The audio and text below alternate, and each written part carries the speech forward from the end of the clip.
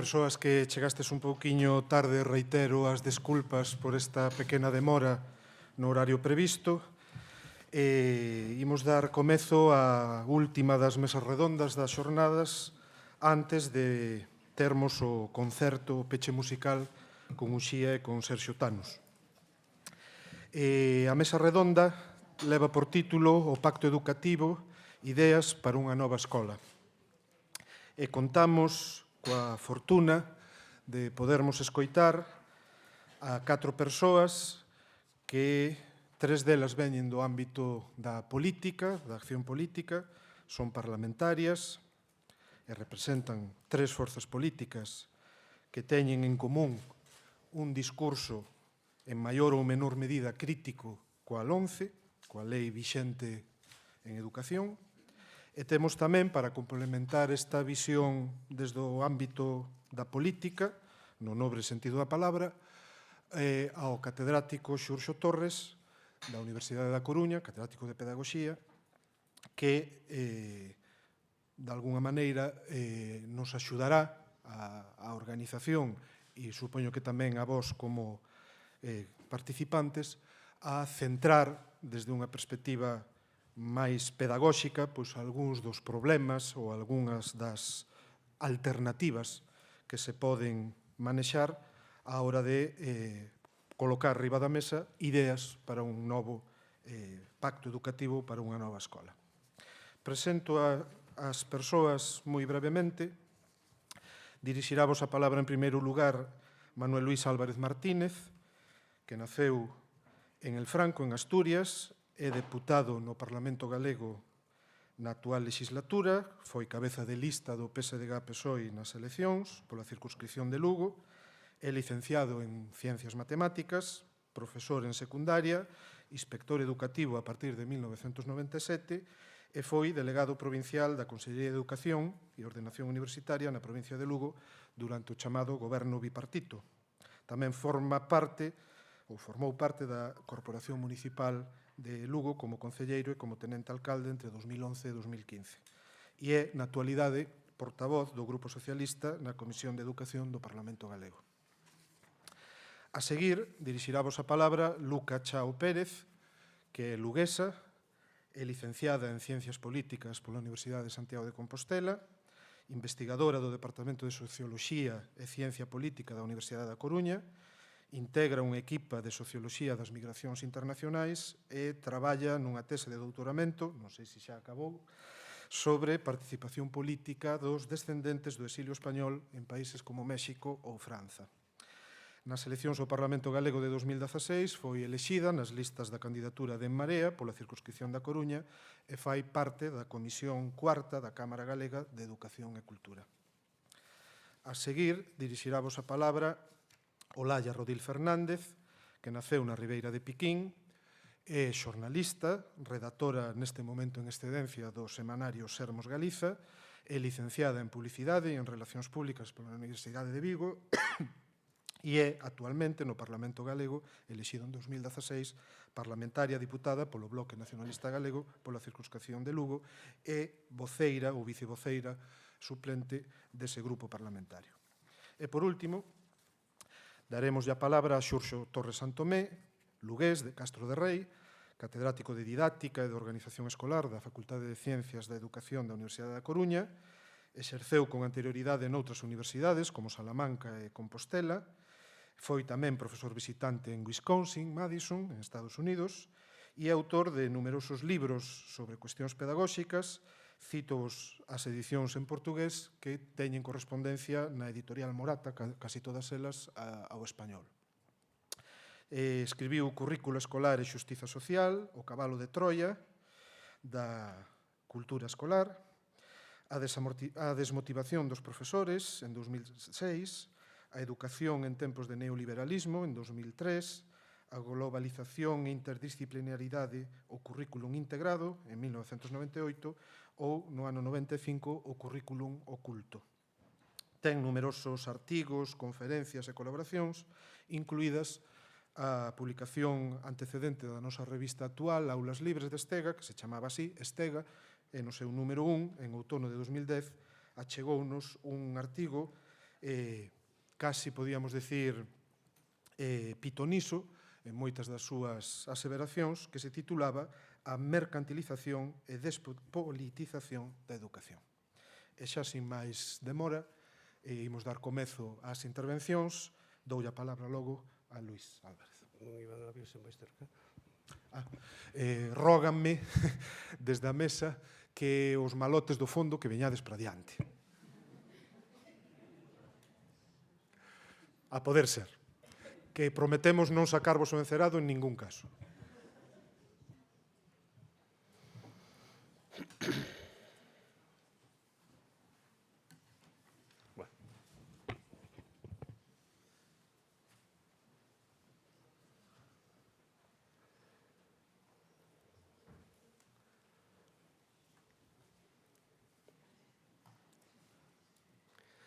Bueno, boa tarde a todos e a todas.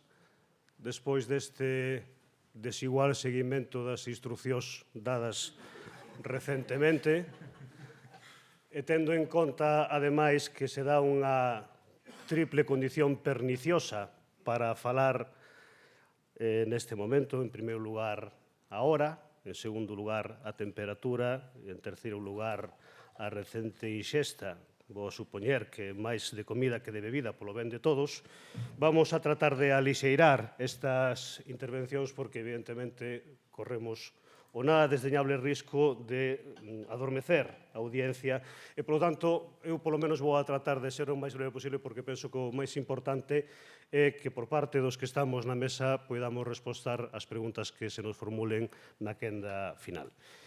Decía que os que estamos aquí representando a tres forzas políticas nos opoñemos con, creín entender, distinta intensidade al 11, entendendo que a forza que eu represento son as que menos intensamente se opoñen e, polo tanto, me toca un papel máis laxo. En todo caso,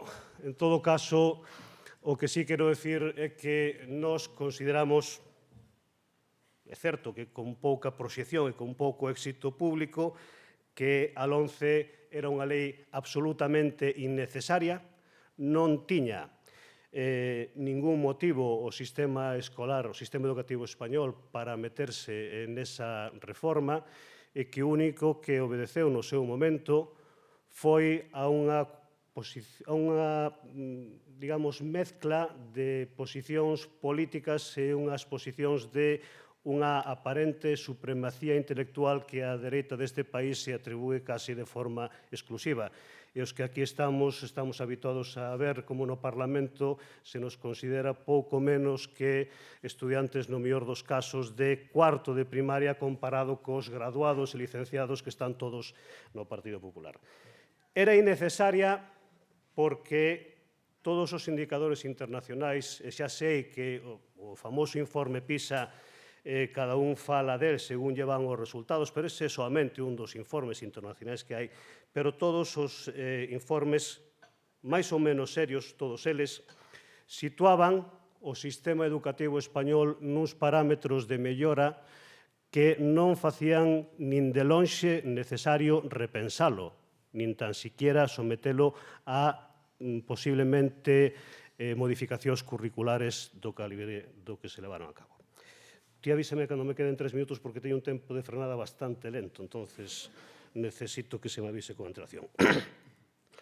Falaba do informe PISA que todos coñecemos porque cada vez que sae é igual que un hit parade educativo, non? Quero dicir que todo o mundo mira a ver como quedou aí, en que posición está, se mellorou, se empeorou, se competencia lingüística, competencia matemática, que se avalía en cada momento, como estamos comparados particularmente con Finlandia e con Corea do Sur, que, sendo sistemas educativos severamente antagónicos, parecen acadar os mellores resultados nesos informes. Pero que hai outros informes. Hai un informe internacional que é sobre a avaliación da competencia dos adultos, un informe do que nunca se fala, que sitúa a evolución do sistema educativo español desde os anos 90, que se empezou a implantar a LOCSE, como dentro dos 23 países, 22 deles da OCDE, como o que maiores niveis de avance acadou con respecto ás xeracións que precedían. Ese informe avalía, digamos, as competencias básicas en materias, vamos a simplificar moito, lingüísticas e de matemáticas, de 5 xeracións distintas, entre os 15 e os 65 anos entramos de 10. E, evidentemente, os resultados de España, do sistema educativo español, estou a falar, son dos millores, con moita diferencia, moi por diante de Finlandia e moi por diante tamén de Corea do Sur. Tamén é certo, e teño que decirlo na vertente dos coñecementos estadísticos que me quedan, que partíamos de un punto de vista, moi precario. Por lo tanto, todos sabemos que evolucionar desde un punto de vista baixo sempre dá unhas porcentaxes de evolución mellores. En todo caso, o que sí é certo é que ese informe, xunto con outros internacionais, evidencian que o sistema educativo español é dos máis equitativos do mundo, os que maior equidade teñen. E isto non é un tema absolutamente intrascendente. Resulta pintoresco que se un analiza os informes estes, que, insisto, podemos valorar máis ou menos, pero se os analiza, dan un resultado curiosísimo, e é que a diferencia entre estudiantes de distintos puntos do Estado español son menores que as diferencias entre os propios estudiantes dun mesmo centro. Isto é moi significativo, porque cando avaliamos estudiantes dun mesmo centro, evidentemente estamos a avaliar alumnos con distintas situacións, digamos, de capacidade natural e de capacidade desde o punto de vista socioeconómico e familiar. Pois ben, cando se comparan esos indicadores, o noso sistema educativo é o que mellor resultado dá. E iso é unha cousa... Vamos a ver, podedes pensar, non sin certo atino, que eu estou vendendo aquí as bondades da LOCSE porque é unha lei socialista, pero os que coñecemos a evolución, porque estábamos en un momento dado cando se implantou nas aulas dando clase. Despois, xa sabedes que a inspeccións é o mismo que a Garda Civil, somos desertores do arado, os inspectores somos desertores da tiza, xa o sei tamén. Pero, en todo caso, en algún momento tamén demos clase e coñecemos nos seus inicios a implantación da LOCSE e vimos os resultados que estaba dando coas distintas medidas que podíamos poñer en práctica para atender aos alumnos e a súa diversidade. E, polo tanto, insisto, non estou a vender unha lei polo mero feito de ser socialista, senón pola capacidade de igualación, no amplio sentido da palabra, que tivo sobre o alumnado a implantación desa lei. Pero, agora, nos enfrontamos a unha lei, como decía antes, absolutamente innecesaria e que, ademais, pivota sobre... Básicamente, eu identificaría 2 ou 3, nada máis, elementos manifestamente perversos. Un deles é a segregación prematura dos alumnos en función do seu rendemento académico, en función da súa capacidade de éxito escolar, dito así dunha forma absolutamente mercantilista e simplista, pero é o que é. E, por outro lado, a digamos, reprivatización do ensino tamén no peor sentido das palabras. Decía que o sistema que prevé a LOMCE, sabemos todos, supoño que xa se debatiu, como todos que estamos aquí coñecemos de que estamos a falar, tampouco fai falta afondar máis no asunto, segrega de forma absolutamente prematura ao alumnado. Supoño que debe haber pouca xente nesta sala que este de acordo coa, digamos, eliminación dos programas de diversificación curricular e a introdución dos programas de mellora de aprendizaxe, esos PEMAR famosos, que, mirade vos que curioso é que sacamos os alumnos en segundo e terceiro do curso ordinario e os volvemos a meter en cuarto nun curso ordinario. Eso, cando non os largamos directamente, e largamos, estou utilizando de forma consciente, cando non os largamos de forma absolutamente prematura a unha formación profesional inicial, porque, eso sí, somos absolutamente especialistas en buscarlle calquera burato ao sistema educativo para pervertir o seu funcionamento e desfacernos daqueles alumnos que máis apoio necesitarían e, polo tanto, aos que teríamos que dedicar máis esforzo. Polo tanto, facemos ese tipo de cousas. E decía que, desde o punto de vista mercantilista, eu creo que non é posible, ou que non deberá ser posible, que ningún país co nivel de avance que temos que recoñecer que existe na nosa sociedade permita que un sistema educativo funcione en base á demanda de postos escolares. Unha cousa é a liberdade de elección de centros e outra cousa é que con cartos públicos teñamos que obedecer a unha demanda de ensino privado. Porque eu sempre que falo desto digo, alguén concibe que nun sistema sanitario os que somos usuarios decidamos que queremos ambulatorios privados, que queremos médicos privados e que a administración estatal, autonómica, teña que responder a esa demanda poñendo centros de saúde privados porque así se demandan? Non, evidentemente non. Ninguén o ve lóxico. Sin embargo, de forma paradóxica, si hai xente que ve lóxico que se pais e nais demandan un centro privado, a administración teña que responder a esa demanda. E o problema de responder a esa demanda é que limita dunha forma absolutamente drástica a capacidade de creación de centros públicos. E aquí non se trata de crear un conflicto de ensinanza privada e ensinanza pública, ensinanza concertada e ensinanza pública. Todos sabemos que os sistemas de acceso do profesorado na ensinanza concertada non teñen absolutamente nada que ver con ensinanza pública. Evidentemente non pasan por ningún sistema de oposición, pero ese outro debate é seguramente de moi difícil solución. Pero o que sí me nego é a que, en base a unha hipotética demanda, en base dunha hipotética igualación de calidade na ensinanza a ensinanza privada, se limite a capacidade de inversión en ensino público porque hai que atender esa demanda que se está a facer. E, polo tanto, esa parte da que casi nunca se fala, de que a LOMCE prevé un sistema de demanda dos pais e nais e, polo tanto, a obriga da administración de atendela é un elemento absolutamente perverso.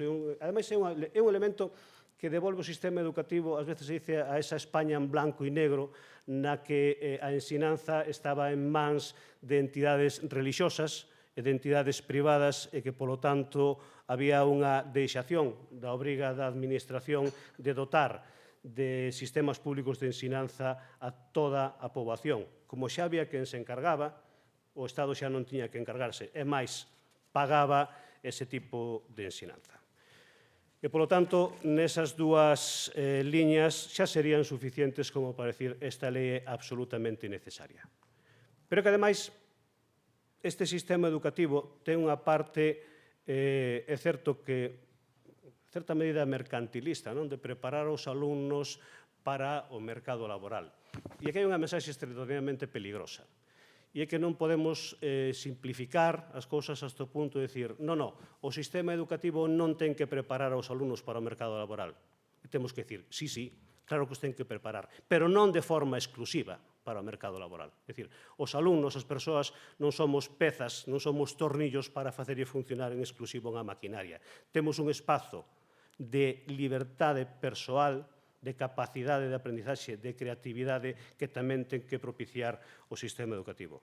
E hoxe en día está máis que estudiado, nos podemos resistir a esa realidade con maior ou menor intensidade, maior ou menor vehemencia, pero hoxe en día hai brechas de desigualdade que non só están ligadas ás dimensións tradicionais de rendas e pertenencia sociolaboral. Esta é unha sociedade cada vez máis complexa, non estou descubrindo nada, non estou dicindo nada, nin espero tan siquiera que se me condecore con un pin por decir isto, pero é unha sociedade complexa, moito máis complexa, cada vez máis.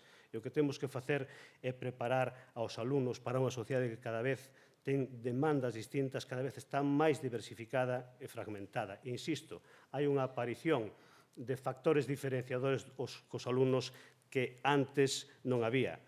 Carencias de formación sempre foron un rasgo diferenciador entre as persoas que tiñan formación e as que non a tiñan. Pero hoxe en día tamén hai brechas territoriais, claro que as hai. Non é o mismo dar clase no Instituto Nosa Señora dos Ollos Grandes que dar clase no Instituto Pedregal de Irimia de Meira, por exemplo. E non estou poñendo ningún centro que este en ningún sitio, digamos, con unhas condicións particularmente penosas, que os hai dentro de Galicia, que os hai. Seguramente algunha das persoas que está aquí os coñece de primeira man. Pero hai situacións de vulnerabilidade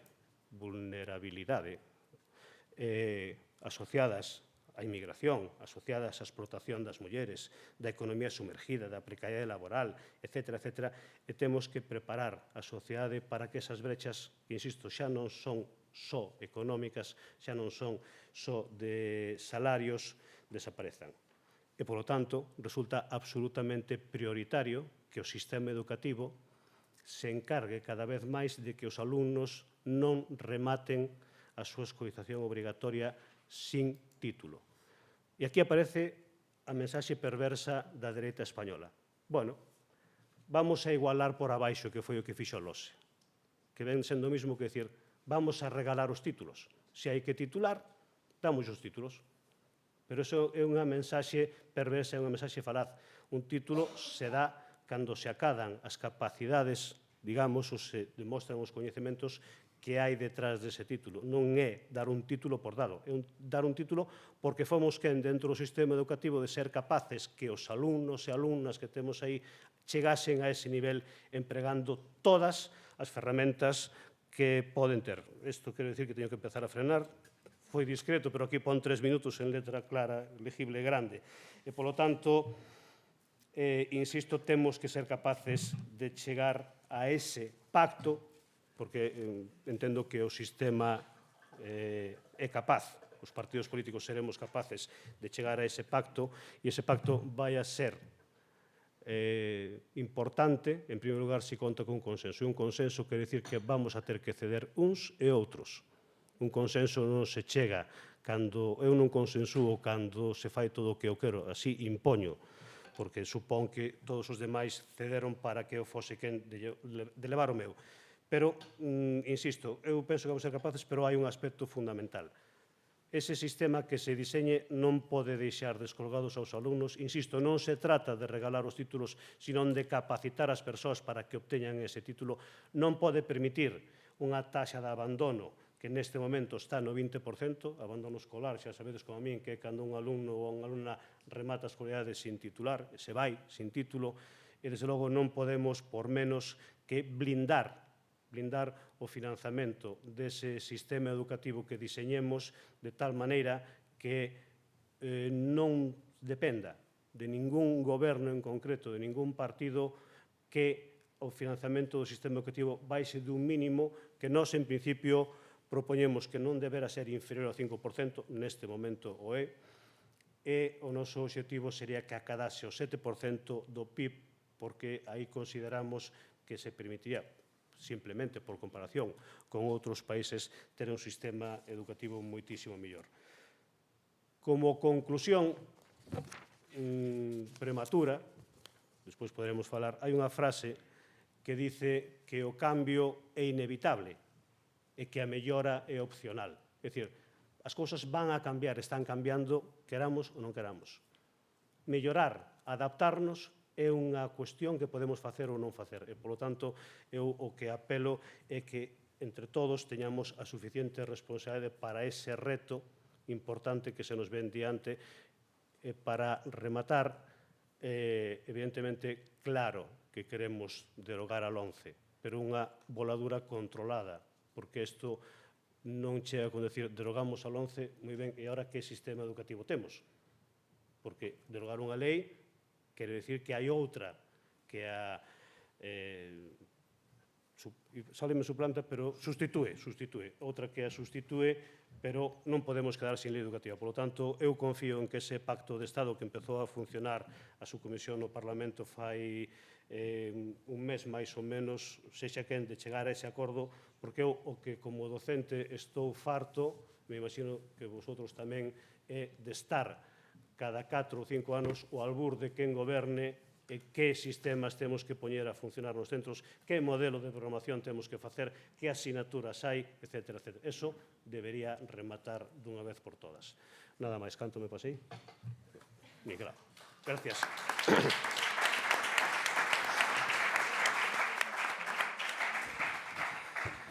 Ben, moitas gracias, Luís. Pasamos a darlle a palabra á representante de Marea, Luca Chao.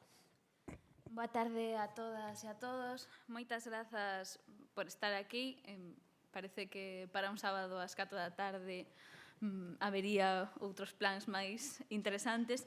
Moitas grazas por vir a escoitarnos e, por suposto, moitas grazas ás persoas que organizaron estas xornadas, que nos dan a ocasión de vir a debater hoxe en profundidade sobre un tema que nos preocupa e que nos ocupa a todas as persoas que estamos hoxe aquí, pese a estar en posicións distintas. Eu creo que é necesario fomentar espacios de interlocución nas que as profesionais da docencia e os que neste momento nos ocupa ocupar outro lugar poidamos interlocutar. Vai por diante tamén a miña desculpa por non ter podido asistir ao resto das xornadas, que dende logo se prometían interesantes e das de que seguro podería aprender moitísimo.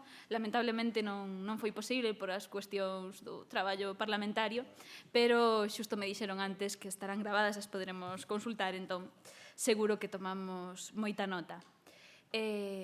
Penso que sempre está ben saber dende onde fala cada quen para valorar mellor na súa xusta medida as palabras de cada quen. Entón, quería dicir un pouco, indo máis alá da presentación formal que xa se fixo, quería engadir que a educación era o ámbito profesional no que eu me ocupaba ata que fun escollida parlamentaria hai apenas uns meses. Dende logo non me atrevería a dicir que era profesora universitaria, porque para iso eu creo que farán falta cando menos 30 anos dando aulas nunha universidade. Pero sí que levaba 4 anos dando clases na Facultade de Socioloxía da Universidade da Coruña. Aí remataron as aulas e, lamentablemente, tamén rematou a miña tese doutoral, que non rematei, espero poder rematar en breves. E digo isto porque agora estar vencellada ao sistema educativo dende outro lado que me tocou é un privilexio, sobre todo porque me permite aprender e buscar respostas, solucións a cuestións que creo que as persoas que imparten clase nos asaltan todos os días, máis alá de cuestionarnos que utilidade ten o que facemos nas aulas, ver ata que punto podemos mudar algo no sistema educativo ante a constatación diaria de que o sistema que temos non funciona. Eu, cando impartía clases en primeiro de carreira do grado de Socioloxía, asombrábame como o alumnado de primeiro estaba desmotivado, cansado, hastiado. Isto en primeiro de carreira, o sea, nada máis empezar.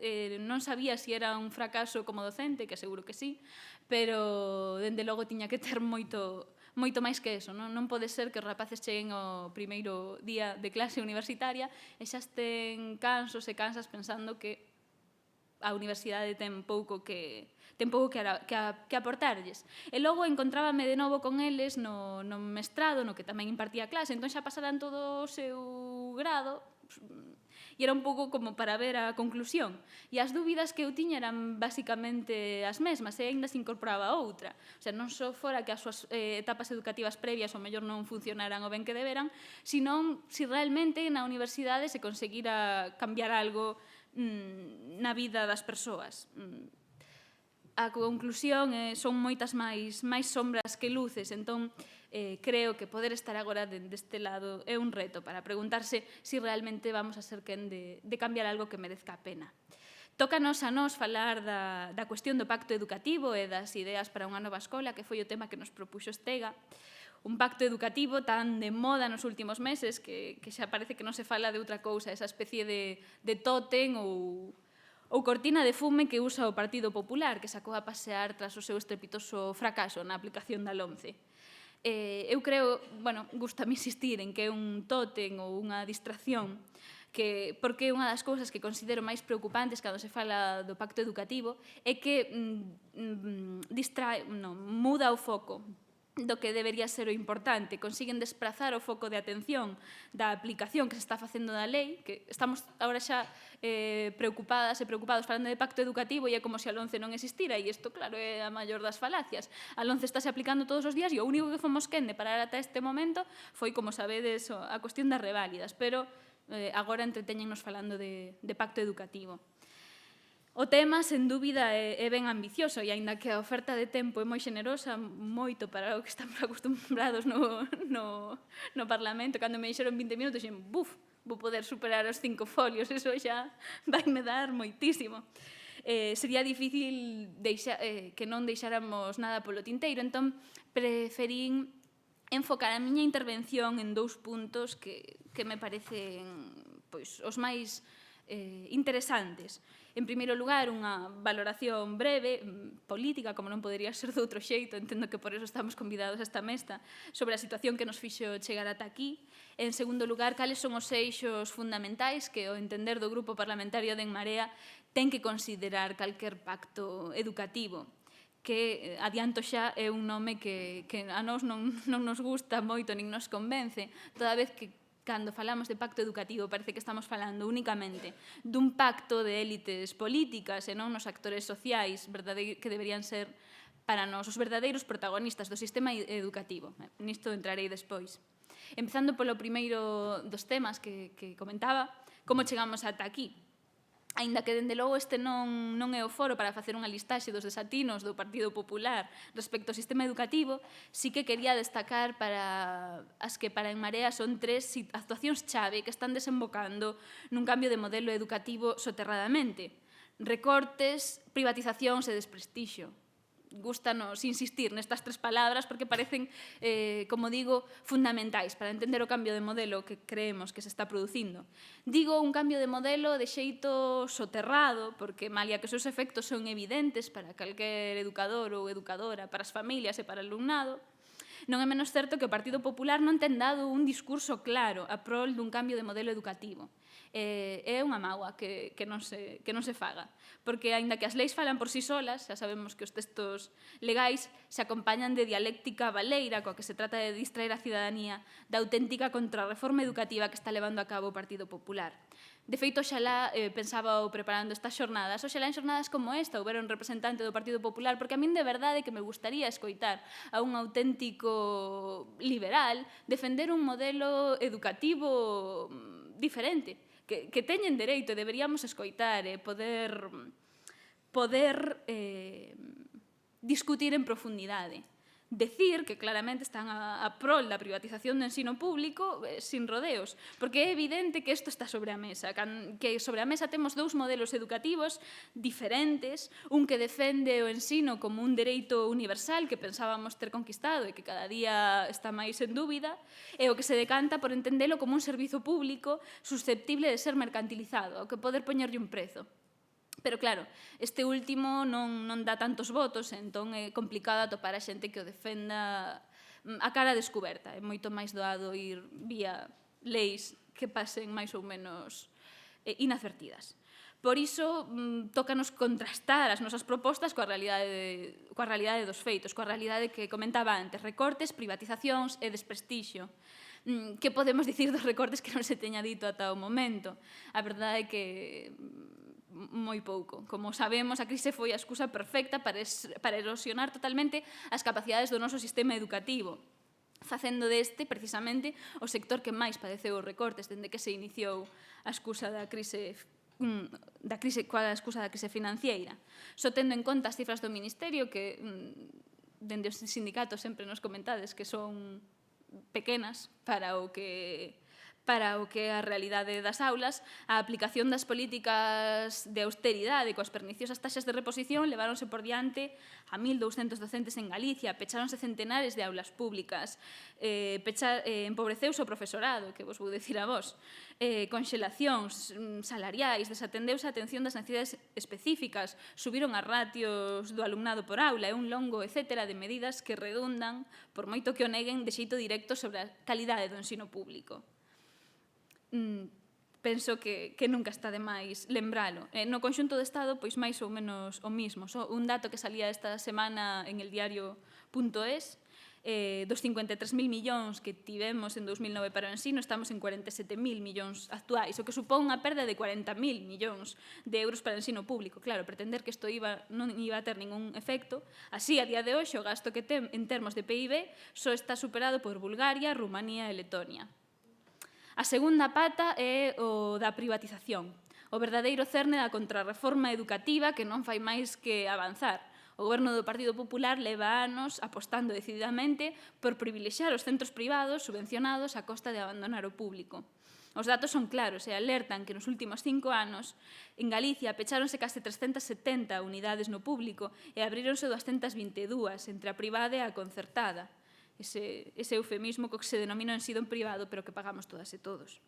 Ao mesmo tempo, introducíronse repagos en servizos mal chamados complementarios, como comedores e transporte escolar, pouco a pouco, de xeito que foran indo asumidos pola sociedade sen armar demasiado escándalo, porque aí está a clave da contrarreforma educativa. E non é algo que se inventara o Partido Popular, porque a liña estaba xa perfectamente marcada nas recomendacións da OCDE de hai un par de décadas, nas que indicaba o vieiro polo que se debía privatizar o ensino público.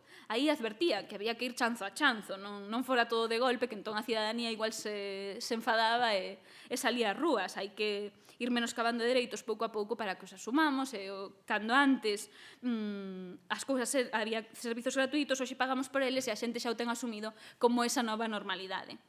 De tal xeito que o gasto educativo das familias medrou dende o inicio da crise nun 30%. Así é como o Partido Popular di que sempre fai máis con menos.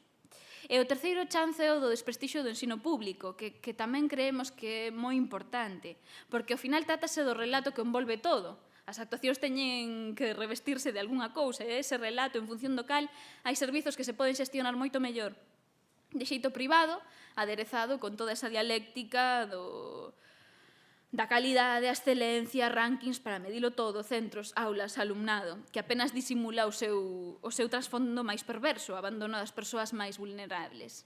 Que está debaixo desas tres patas? Pois para nós é evidente un pretendido cambio de modelo, pasar, como dicía antes, dos dereitos universais, tal e como establece a Constitución, por certo, non é que aquí nos inventáramos ninguna cousa nova, a un modelo no que o ensino se converte nun servizo co que facer negocio, un negocio moi proveitoso.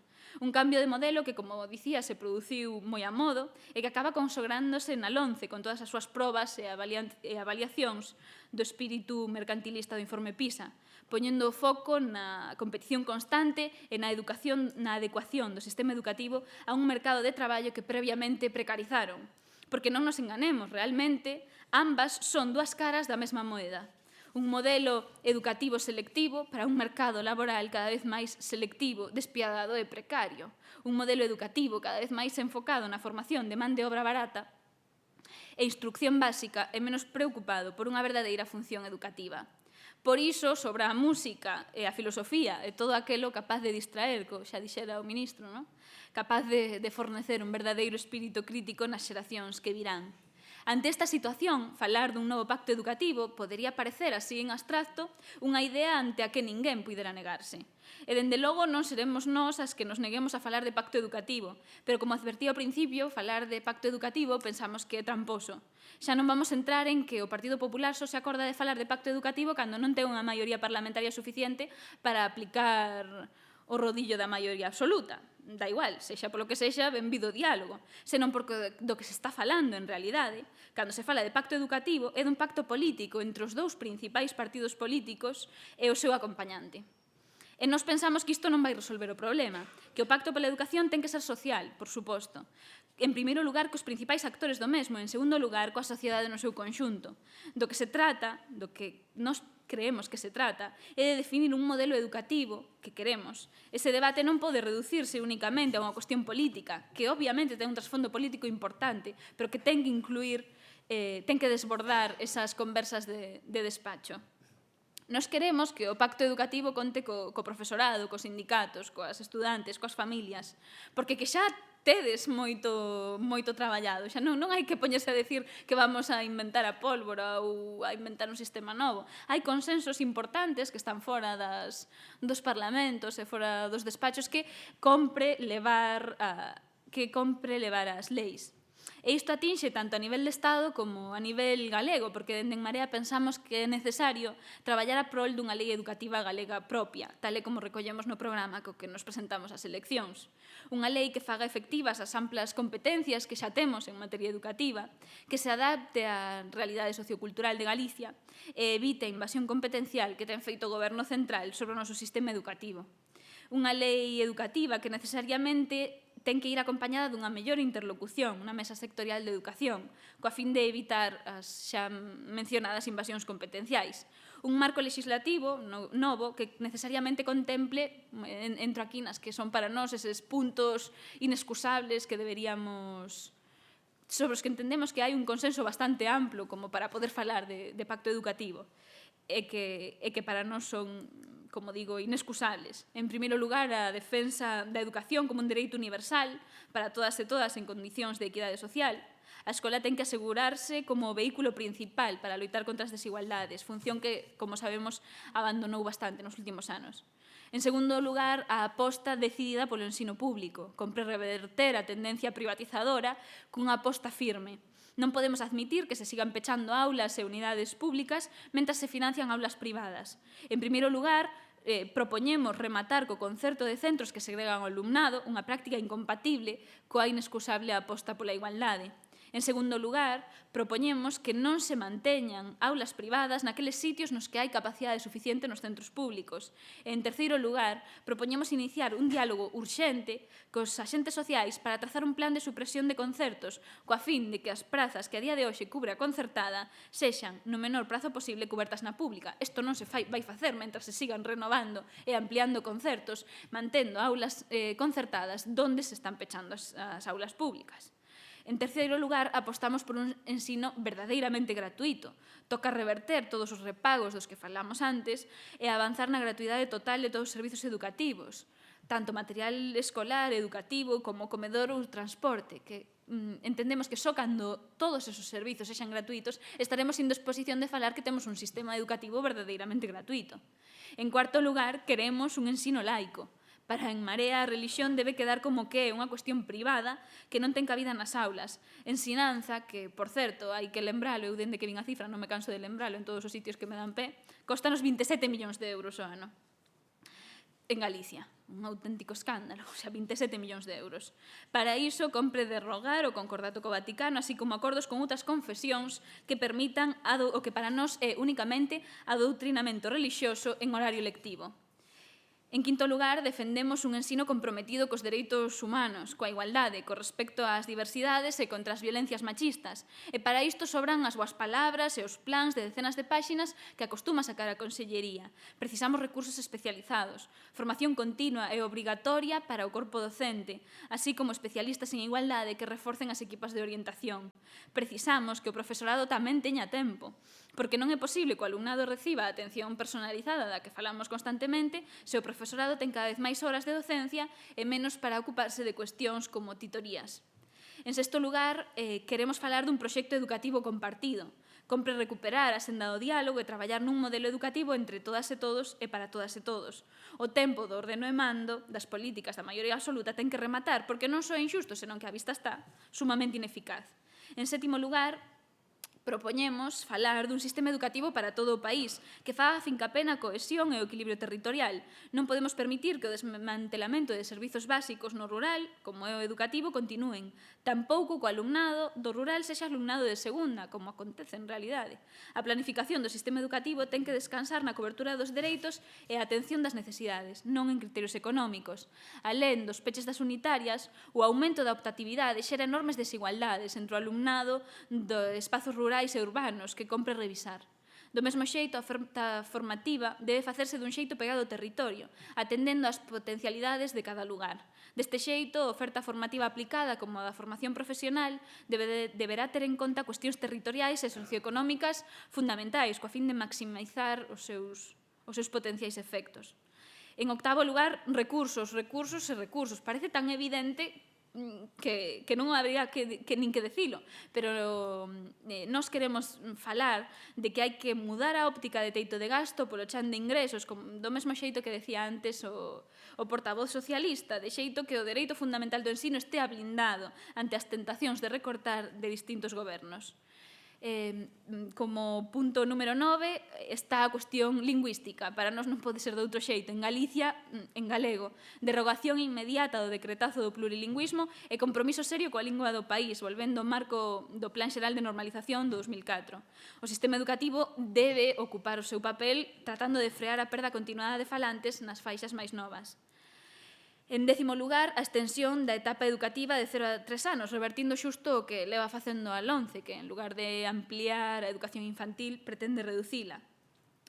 Falemos tamén da prioridade da inclusión. Hai que aumentar as profesionais en educación especial nos centros de ensino ordinario, así como rebaixar as taxas por aula. É evidente que aulas ateigadas son xusto o contrario do necesario para garantir o éxito educativo das persoas con meirandes dificultades.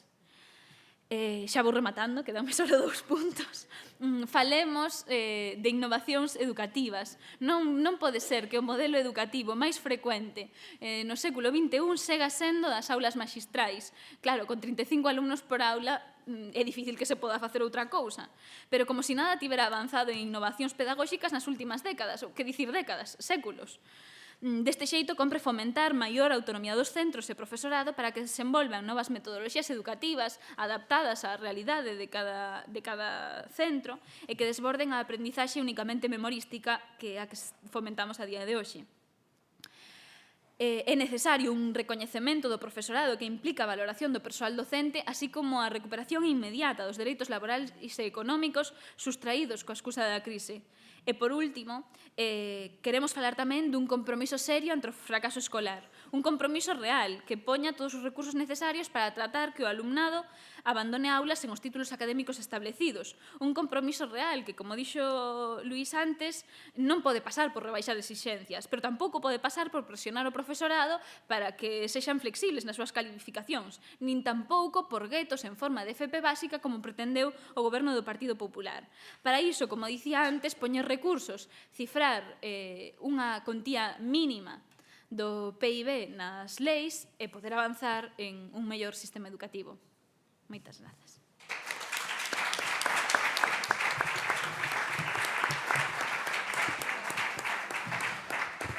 Moitas grazas. Pasámoslle a palabra a seguir a representante do BNG, Olalla Rodil. Ben, graciñas, intentarei non repetirme moito e ser bastante concisa na miña intervención porque imos, e veredelo agora, coincidir en moitos puntos, aínda que matizaremos tamén seguramente noutros tantos. Eu pensando estes días en como organizar un pouco as ideas e os conceptos para traelos hoxe a esta mesa redonda, a este coloquio, pensaba que a mellor maneira de centrar a miña intervención en nome do BNG era precisamente usar de alguna maneira a pregunta coa que vos titulades as vosas xornadas, traendo de algún xeito tamén ao noso terreo concreto que é a política educativa, porque de alguna maneira esa pregunta coa que vos titulades as xornadas permitíanos fiar a análise que nos facemos da realidade educativa actual, sobre todo despois da aprobación e da aplicación da LOMCE, pero tamén tecer esas alternativas que defendemos desde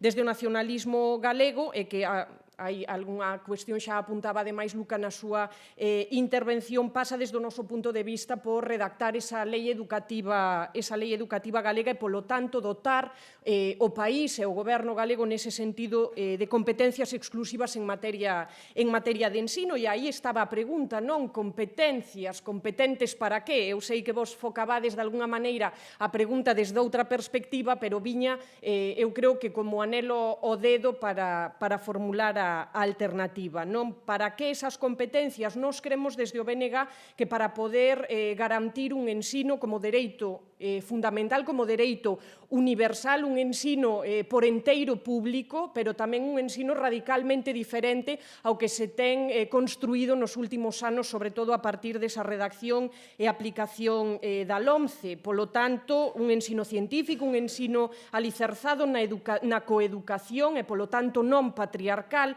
un ensino inclusivo e, sobre todo, para nós é moi importante que estexa inserido na realidade social, na realidade económica, pero tamén na realidade orográfica e demográfica do noso país, que, como xa se formulaba nas intervencións anteriores, é un trazo fundamental de Galiza e debe ser tido en conta para ollarmos a Galiza e o país que queremos construir nun futuro. Falábase antes das competencias que ten actualmente no marco xurídico-político no que nos atopamos hoxe, construído a partir desa Constitución do ano 1978, e é certo, Galiza ten unha amplísima unha capacidade de decisión a partir do artigo 8 do Estatuto de Autonomía, do Estatuto de 1981, pero con un matiz. E é o que nos consideramos que é un dos trazos fundamentais dese traxe estreito do ano 78, non que non pode menoscabar nunca a capacidade que ten ou que lle foi outorgada á Xunta de Galiza os intereses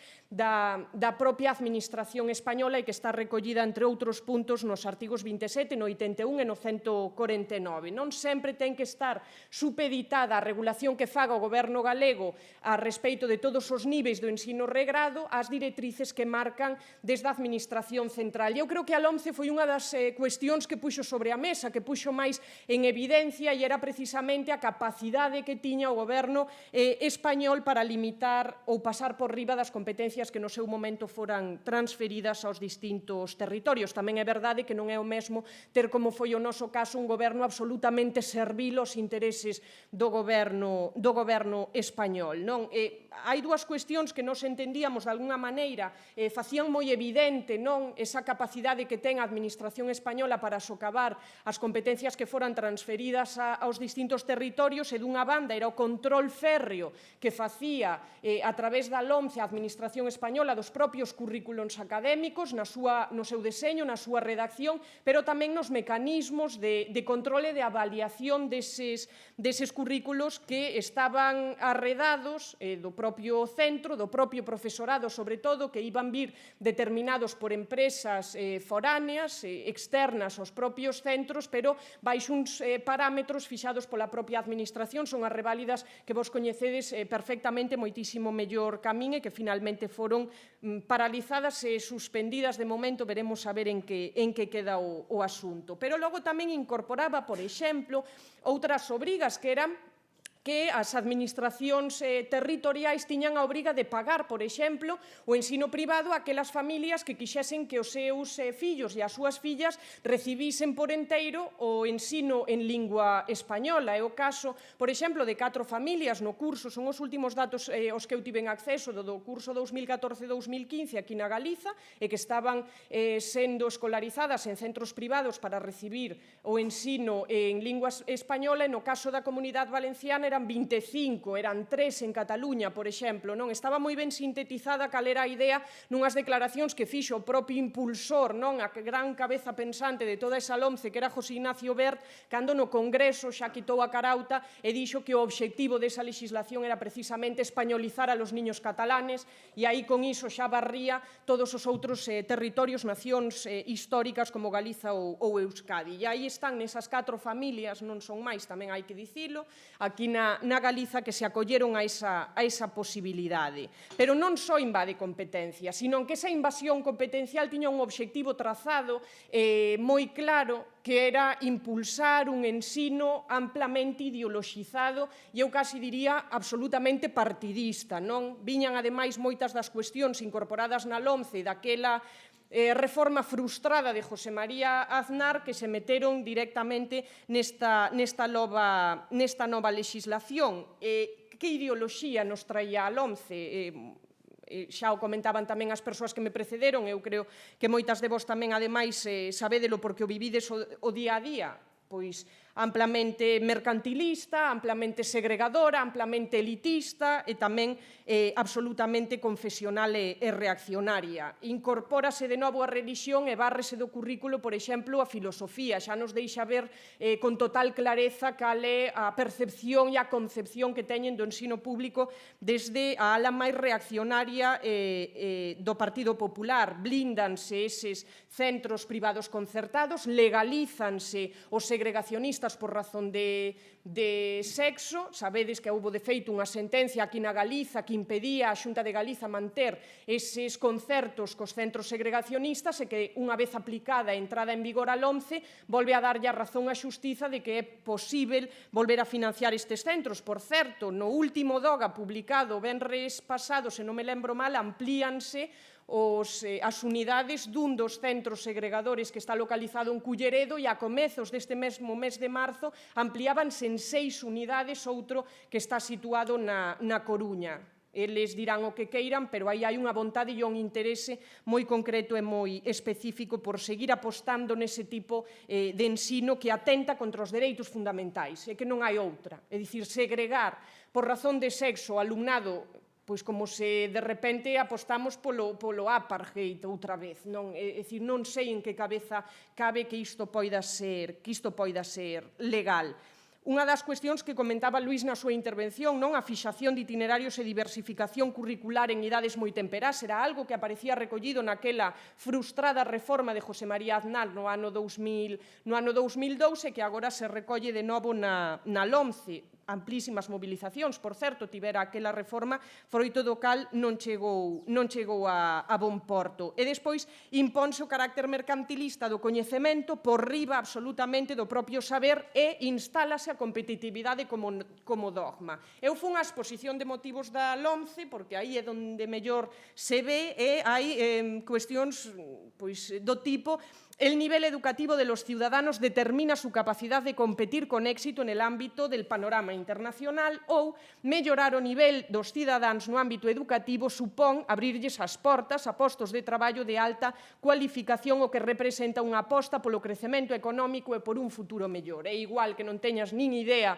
de quen foi determinada persoa trascendental ou fundamental na historia do noso país, que sempre que poidas optar a un posto de traballo seguramente noutras latitudes xeográficas, pois o goberno darase por concreto, por contento. Nese sentido, e tampouco quería afondar demasiado máis na propia LOMCE, nas críticas que nos lle facemos, nos pedimos a derrogación antes mesmo de que fora aprobada, cando se lanzou xa como borrador nun globo sonda, porque se collemos aquel borrador inicial e vemos despois a lei que foi aprobada, sí que se rebaixou de algunha maneira puntos moi quentes que sí que se incorporaban na primeira proposta, e iso tamén tivo un obxectivo político moi claro, que era facernos tragar de algunha maneira, porque total xa se foran rebaixando algunhas das cuestións máis polémicas. Isto é unha das estrategias fundamentais da dereita, así traballan. Primeiro lanzanche, lembrades moitas seguramente das que estades aquí, a contrarreforma do aborto, e despois total impídeselles abortar as menores de 18 anos se non hai unha autorización paterna ou non hai unha autorización xudicial, e parece que xa non houbo reforma nin se limitaron os dereitos. Coa LOMCE fíxose un pouco o mesmo. Primeiro lanzolles así o máis heavy para que de alguna maneira xa empecen a soltar a súa frustración, a súa carraxe, e logo cando vou rebaixando un pouquiño o asunto parece que entra un pouquiño mellor. Nos, cara onde queremos que se dirixa a política educativa no noso país. O primeiro é que nós entendemos que no marco dese pacto social e político que se está a abrir agora mesmo como subcomisión no Senado español, Galiza non pode estar muda. Galiza como país, non as forzas políticas que teñen representación nas Cortes Españolas, o BNG non ten hoxe representación no Parlamento Español, non só pensando nesas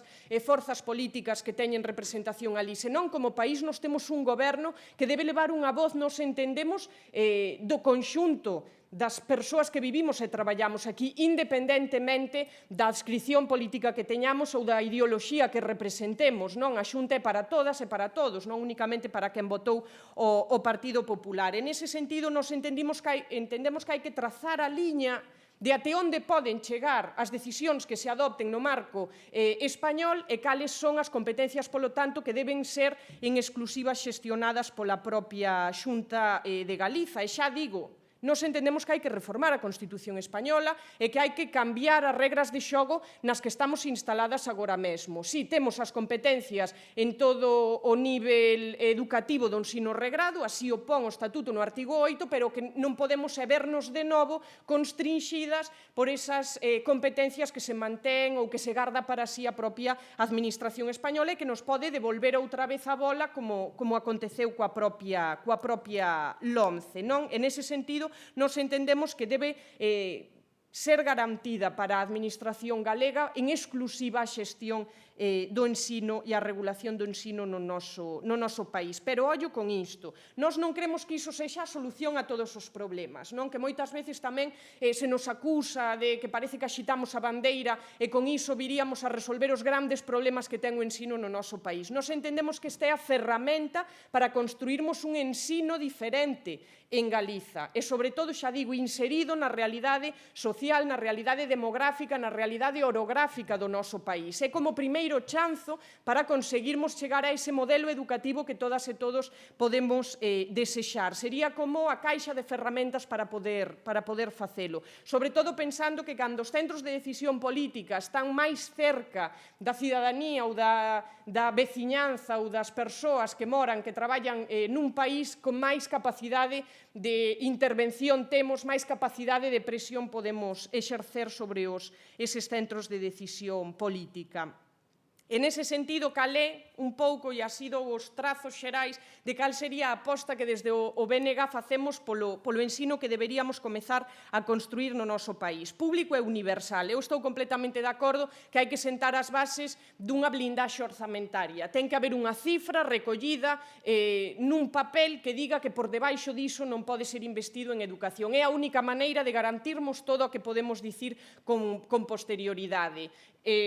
Sorprendeume, non sabía por parte do Partido Socialista cal era a porcentaxe que les manexaban. Eu supoño que Luís falou en termos estatais. Nos defendemos ese 7% do Produto Interior Bruto para aquí, para Galiza. É unha barbaridade de millóns, non? É unha barbaridade, é certo. Eu creo que aproximadamente deben ser uns 24 millóns de euros co orzamento que temos hoxe. E nós aí temos que abrir outro melón necesariamente, que é o sistema de financiamento deste país. Como garantir que a Xunta de Galiza teña maiores recursos para poder facer fronte ao pagamento dos servizos fundamentais como a sanidade ou a educación. E nós temos unha aposta clara porque hai que cambiar radicalmente o modelo de financiamento actual e pasar a un modelo completamente distinto, que se tributen todos os impostos aquí e a partir de aí determinar en todo caso cal sería a aportación que tería que facer Galiza para manter as estruturas estatais aquí no noso país. É un modelo cupo ou un modelo de concerto económico. Con iso poderíamos recadar o 100% do IRPF ou o 100% do imposto de sociedades, para que vos fagades unha idea, e con iso aumentar de algunha maneira o financiamento que facemos nos servizos fundamentais. Nos compartimos a idea de que hai que acabar xa cos concertos privado-concertados. Non teñen razón de ser. Se en algún momento tuveron en base a dar, a ofrecer unha praza de ensino para o conxunto das crianzas en idade educativa no noso país, entendemos que hoxe non hai razón ninguna para mantelo e estamos completamente de acordo co que hai que iniciar é un plan de transición cara a pública. Primeiro, cortando o grifo a eses centros privado-concertados e periódicamente ou paralelamente, mellor dito, haberá que ir vendo como se reasignan as prazas que actualmente están nesa privado concertada a pública daquelas familias que queiran. Eu non teño nada en contra do ensino privado, pero quen o queira que o pague. O que non está ben é que paguemos entre todos un ensino que está fora, ademais do control da propia administración, no que ten a ver, como xa se sinalaba, por exemplo, do acceso do profesorado. Sempre se nos acusa por parte do Partido Popular, queréis dejar a los niños sin profesores, non?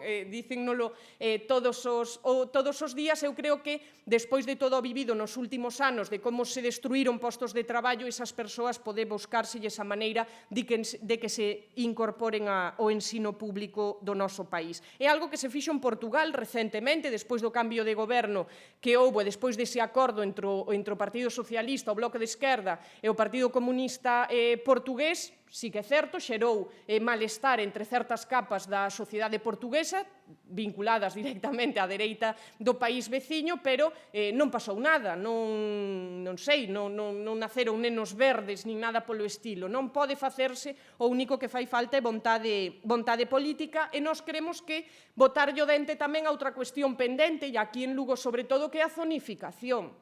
É dicir, se temos que pasar a esas crianzas que hoxe están na privado concertada a escola pública, vai haber que repensar un pouco tamén o mapeo que hai a respeito da da asignación que se fai das crianzas aos propios centros de ensino e acabar un pouco con esa situación un tanto complexa que temos aquí, sobre todo no sur da cidade, que hai crianzas que están indo pois a escolas que están afastadas do seu propio barrio. Nos entendemos que a socialización debe facerse de igual maneira tanto na escola como na na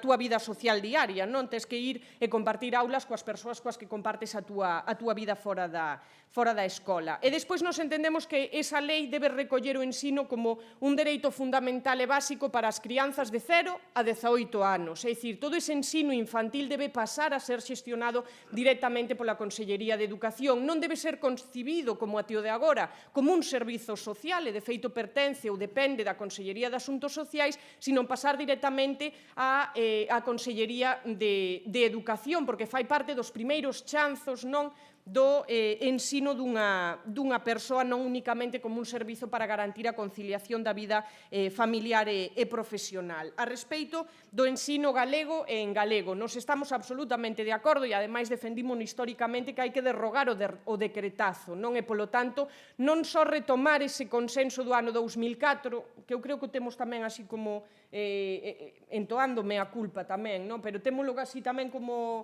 se aquelo fora un consenso real, e eu creo que foi un consenso así un pouco, bueno, daquela maneira. Hai que volver a ese plan xeral de normalización lingüística, pero hai que revisalo, hai que adaptalo. Hai 13 anos que foi aprobado e está, se lle botades unha ollada, absolutamente desfasado nalgúns puntos, non? A sociedade mudou absolutamente nos últimos anos dunha maneira brutal, nos últimos 5, casi me atrevería a dicir. Necesitamos repensalo e, sobre todo, focar a nosa atención na necesidade de mudar unha das cuestións que, desde o noso punto de vista, é das máis preocupantes a día de hoxe, non? Que esa ruptura que se está a producir na transmisión xeracional da lingua galega entre as propias familias. Se vamos aos datos do IGE, que son os últimos que temos de carácter oficial, a maior parte das crianzas deste país son socializadas na súa familia en lingua castelá. Apenas o 18% desas crianzas teñen como lingua inicial o galego, así que hai que botar a man a iso, e nós creemos que a inmersión lingüística nese sentido é a mellor garantía. A respecto tamén, e vou telegráficamente, xa pensábamos que iba a durar máis tempo, os 20 minutos, e ao final faltanos tempo a todas, non? Xa digo, un ensino galego, pero un ensino tamén pensado, e xa digo, inserido na demografía, na orografía e na realidade social do noso país. Estamos absolutamente convencidas de que é necesario que esa lei educativa galega inclúa un plan específico para o ensino no rural e a montaña. Hai que botar man do que está a acontecer nas comarcas e nas localidades do rural do noso país. Foi unha cuestión que, ademais, temos debatido recentemente nunhas xornadas que houbo no Caurele, que tivemos a oportunidade de participar. No caso do Partido Socialista estaba outro compañeiro, pero Luca e eu sí que estábamos naquela mesa, sí que estaba, ademais, un representante do Partido Popular naquela altura, e unha das cuestións que estamos a ver é que cada vez que pechamos unha escola asinamos a sentenza de morte dun concello, non? Necesitamos garantir o ensino como servizo básico e fundamental para a fixación de poboación nesas localidades, e, sobre todo, tamén que o corpo docente que se dedique ao ensino no rural e na montaña teña tamén unha vocación de facer ese tipo de traballo. Non é o mesmo dar aulas, eu lembro cando estudaba no colexio no CEIP Aníbal Otero, na Ribeira de Piquín, pechado xa volo adianto desde hai 8 anos, pois non é o mesmo dar aulas aí que dar aulas aquí nun centro de ensino na cidade de Lugo. Non é o mesmo dar aulas cando tes a crianzas de distintas idades, en distintos niveis educativos, todas xuntas, como pode acontecer nunha escola unitaria, que o que che poida dar nunha escola urbana, por exemplo. Non necesita ese profesorado unha formación específica, e eu creo que certa vocación de impartir aulas nese modelo educativo. Hai que repensar tamén o mapa de escolas unitarias e de centros rurais agrupados. Hai unha situación que se dá a día de hoxe, que unha persoa de 12 anos real, que vive en Doiras, nos Ancares, e ten que deslocarse até o centro de ensino en San Román de Cervantes, fai casi unha hora de autobús. Iso é inadmisível. Non hai que procurar, xa non só no ensino, sino no despregamento de todos os servizos sociais a proximidade, porque tamén vai garantir a calidade na prestación do propio servizo. E nós cremos, aínda que habería que falalo e quizáis poidamos abrir ese melón tamén despois no coloquio, nós cremos que hai que recuperar preescolar na casa e non este invento que nos meteron agora co das casas niño, que parece que ata que non chegou o Partido Popular a abrir as casas niño, no rural, non sei, andábamos en taparrabos. Pois non, miren, íamos á escola e, ademais, fixemos parte dun programa amplamente recoñecido a nivel internacional e, ademais, absolutamente premiado en múltiples ocasións. Un ensino laico, nos estamos absolutamente de acordo, a religión ten que ficar fora das aulas, non? A pesar de que aí tamén podemos abrir un debate a respecto das sentencias que foron salindo nos últimos días relacionadas coa empresa privada, pero que tamén nos trae ese debate aos espazos públicos, que facer coa simboloxía cultural religiosa. Pode ser un tema tamén interesante. E despois, eu creo que é unha das partes tamén que quizáis máis vos interesa se sodes parte do corpo docente deste país. Nos creemos que a calidade do ensino pasa por restituir as condicións laborais e salariais do profesorado. Non hai que derrogar eses decretazos, tanto o 14-2012 como o 20-2012, que deixaron unha situación absolutamente precaria as condicións do profesorado no noso país e que resentiu moito da man tamén dese proceso de destrucción de postos de traballo coas taxas de reposición, como comentaba Luca, deixou o ensino público deste país nunha situación moi complexa. Nese sentido, he visto a experiencia que nos deixa esta chantaxe imposta polo goberno español de novo a través do Ministerio de Facenda en relación coa convocatoria das oposicións. Unha das cuestións fundamentais é recuperar a capacidade de decisión dese tipo de ofertas públicas de emprego. Nós entendemos que é unha decisión que debe adoptar a Xunta porque sodes, ademais, parte do cadro de persoal da Administración galega. Non entendemos en que medida o goberno español ten que interferir nese tipo de contratación, sobre todo cando son os propios territorios os que deberán determinar as necesidades. Hai que reducir as ratios por aula. Nos cremos que 15 alumnos por aula en infantil e 20 nos demais niveis educativos pode ser un bon punto de partida para garantir esa calidade do ensino, para garantir esa atención tamén específica do propio alumnado e, sobre todo, liberar o corpo docente desa excesiva burocratización na que vos teñen instalados nos últimos anos. Pasades máis tempo metendo datos no ordenador que dedicándovos ao que é o voso traballo, que é a transferir coñecemento, non é capacidade de análise crítica ao propio alumnado. E remato con dúas cuestións, que é ese ensino non patriarcal, é dicir, a coeducación como alicerce fundamental de todo o ensino e a perspectiva de xénero como unha perspectiva integral e transversal a todos os contidos, non unha materia de libre elección en ensino secundario, senón unha perspectiva de análise da propia realidade en matemáticas, en filosofía ou en educación física, poñendo tamén en valor o papel que xogaron as mulleres ao longo da historia tamén nas transformacións sociais que se teñen producido, e tamén a ilegalización, e aí estamos completamente de acordo, da segregación do alumnado por razón de sexo das aulas. Xa o dicía ao comezo, é absolutamente contrario aos dereitos fundamentais e a unha sociedade equitativa e xusta, merecente de facer parte do século XXI. En ese sentido, impulsar un ensino inclusivo en valores, non a atención á diversidade e ás necesidades especiais. O primeiro chanzo é baixar esa ratio de alumnado por aula, porque é imposible poder facer fronte á atención de crianzas que teñen necesidades específicas se temos unha aula masificada, contar con profesorado suficiente tamén para esas necesidades especiais, incorporar á lei e, polo tanto, outorgarlle rango de lei aos protocolos que se viñeron asinando nos últimos anos de prevención do acoso e ciberacoso nas aulas, de non discriminación por razón de identidade ou orientación sexual, por exemplo. É certo, houve certos avances normativos nos últimos anos, pero entendemos que deben ser incorporados a esa lei e rango de lei. E xa, por último, unha renovación pedagóxica. E quizáis aí fía xa a persoa que ven despois de min na intervención, e nós cremos que sería importante ruralizar a escola urbana, non? Usar esa perspectiva coa que se educou de alguna maneira no ensino rural e deslocalo ou transferilo tamén ao ensino urbano, personalizar, humanizar moito máis, traer ese apego que existe entre a contorna natural na que ten marcas tamén adentro das aulas. E xa digo, humanizar de novo un pouco a escola. Eu creo que se convertiu de alguna maneira o ensino nun traballo mecánico, frío, e debería ser todo o contrario, non? Un traballo moi humano que está construindo tamén a sociedade do futuro, e eu creo que recuperar un pouco a perspectiva na que se ten traballado nas aulas rurais sería moi interesante para ir avanzando nun ensino radicalmente diferente. Mais nada, desculpade polo tempo. Bueno, moitas gracias polo convite, aínda que eu me sinto aquí un pouco raro. Pero, bueno, algunha experiencia teño nesto porque se está falando dun pacto e parece que empezou fai uns días e hai moitos grupos moi organizados a nivel de todo o Estado que desde o primeiro borrador da LOMCE están intentando facer eso. Eu pertenezo ao famoso Foro de Sevilla, que depois se meteu en todo isto a plataforma grande que ten xa máis de 50 organizacións traballando desde fai anos, que ten un portal que podes ver que se chama porotrapoliticaeducativa.org e xa fai meses que logrou consensuar, xa digo, entre máis de 50 organizacións un documento que chamamos Documento de Bases para unha nova lei de educación, Acordo Social e Político Educativo.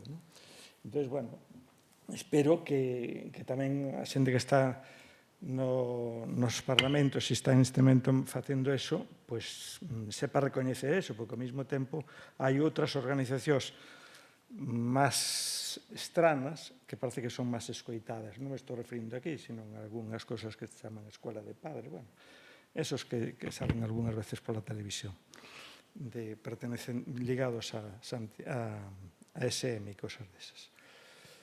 Bueno, o que eu quero plantexarvos é un pouco, incluso, caer un pouco na conta da complexidade do que significa isto. Porque, contrariamente ao que dicía Luís cando empezaba, e dicía que non era necesaria a LOMCE era moi necesaria. Claro, desde que chegou o Partido Popular con José María Aznar en ese momento, elaboran esa LOMCE, tiñan claro que era ese sistema educativo, cal eran as funcións que tiña que cumprir a educación. E cando logo volven a recuperar a través de Rajoy, pois, lóxicamente, intentan facer eso. Porque son un goberno. O Ministerio de Educación non é o goberno, é parte dun goberno máis complexo. E é parte, polo tanto, dunha cosmoideoloxía moito máis complexa que require tamén para funcionar o sistema educativo para facer realidade esa ideoloxía. Quer dizer, aquí estamos xugando, e cando falamos do sistema educativo estamos falando de modelos de sociedade, de imaxes de como queremos que sea o mundo no que estamos a viver. E iso non o podemos perder de vista porque senón é difícil entender o que está pasando no sistema educativo. Eu entendo que os principios que estuvestes elaborando aquí ata ahora na mesa, pois totalmente de acordo, é o que estamos dicindo que ten que ser eso, non? Pero os sistemas educativos, cando se empezan a elaborar, hai sempre un tipo de grandes obxectivos que normalmente a xente soe estar toda de acordo con ela. O problema é cando concretamos eso, que dicir que queremos favorecer o desenvolvemento persoal, cognitivo, socioafectivo, psicomotor, educar seres libres, creativos e independentes, a ver quen é o que dice o contrario. Lóxicamente, ninguén. Contribuir a facer realidade a igualdade de oportunidades, unha cidadanía activa, solidaria, democrática, optimista. Todo ese tipo de cuestións, todo o mundo está de acordo. O problema é cando logo nos metemos na letra miúda e nos significados deso. Que dicir, unha das grandes loitas que leva facendo a dereita de fai décadas é roubarnos a linguaxe. Utilizan as mesmas palabras que nós, pero para nós teñen outro significado. Entón, esa confusión a mí me parece que é importante. A loita por recuperar o significado das palabras a mí me parece que é claro. E, claro, por eso, unha das grandes filosofías que fomos construindo durante estas últimas décadas foi o proxecto de educación inclusiva. Pero non como algunhas persoas mellor poden entender que é para integrar as persoas con necesidades educativas especiais. Bueno, eso é unha parte moi pequena de eso.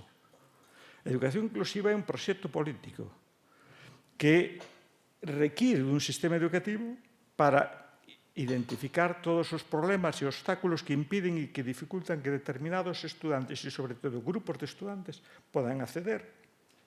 Ou, unha vez que acceden, estar aí neses centros, estudar nesas institucións escolares, non abandonar prematuramente. A segunda cuestión é que para facer eso necesita que sea respetuoso con as necesidades, os intereses e as aspiracións do alumnado. Iso que significa? Ser recoñecidos. Hai cantidad de estudantes que non existen, están ali presentes, pero as súas identidades non están no sistema educativo. Significa ser recoñecidos, poder participar democráticamente nas aulas. Bueno, que vos vou a decir? E o terceiro requisito dun sistema educativo para que tense verdadeiramente inclusiva é que todo o alumnado ten que ter éxito, especialmente no que chamamos as etapas obrigatorias. Unha etapa obrigatoria onde hai estudante que ten fracaso escolar ou abandono escolar é que ese sistema está mal diseñado. Quer dizer, esta educación inclusiva, este proxecto político, non é un proxecto pedagóxico, ten unha parte pedagóxica, pero é un proxecto político moito máis amplo, significa axudar a desmontar tamén desde o sistema educativo toda a arquitectura da exclusión e da desigualdade. E o que é máis importante, da autoculpabilidade e o autoodio das persoas que fracasan, que acaban asumindo que a culpa é deles. Que están moi ben. Entón, por onde veñen os problemas? Porque, aínda que estamos de acordo en ese tipo de fins do sistema educativo, o problema é, pero mira, quen participa, quenes concretan como ten que ser o sistema educativo, como xustifican e onde. E aí xa temos a primeira problema. Perdonade que vos abuse da presentación, pero é que é a forma que teño de meter máis información en menos tempo. Pois o problema é que sabemos que hai colectivos que teñen voz e outros que non teñen voz. Entón, claro, colles o colectivo de profesorado, alumnado, familias, sindicatos, ONGs, UNESCO, incluso o Foro Social Mundial. Ni de broma. Porque hasta a UNESCO anularon. E agora intentan reutilizala a través da OCDE, que foi tamén outro dos problemas que houve nos últimos reunións da UNESCO. E quen ten voz? A OCDE. E ese é o gran mecanismo. É dicir, todo o que está facendo ese organismo é clave. Eu lle chamo que o Ministerio de Educación do planeta Terra. E a E non é de educación, que é de economía.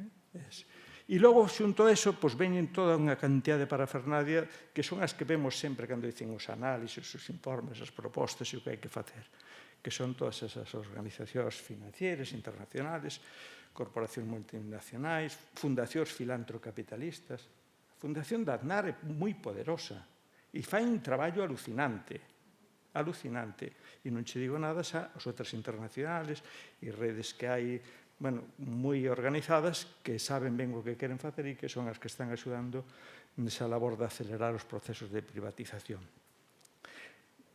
Que vos dicía por que era necesario? Porque cando entra Rajoy, de repente, todos os colectivos que hai na sociedade se empezaron a protestar. Porque empezaron reformas en todos os niveis do goberno. E a nosa foi unha máis. E por iso, cando fixemos esas construccións de mareas, cada unha dunha cor, era que todos estábamos dicindo nos están aplicando a mesma filosofía, pero en todos os lados.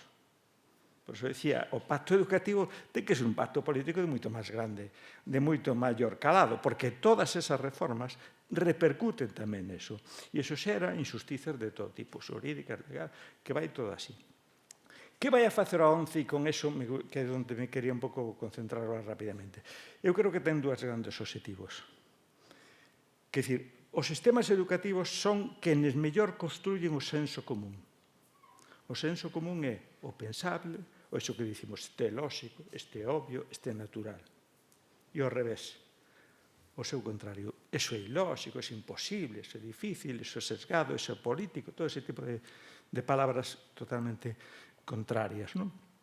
Entón, nese sentido común, que é a función que tiveron sempre os sistemas educativos, sempre, desde que se construye o Estado-Nación, e incluso a Igrexa antes, antes de existir os Estados, e necesitaba construir os o ser humano carente, non? Pero cando xa hai o sistema, cando se construye, conforman os primeiros estados-nación, o primeiro que botan mal é do sistema educativo. E todos os países do mundo teñen as mesmas asignaturas, os mesmos nomes de asignaturas.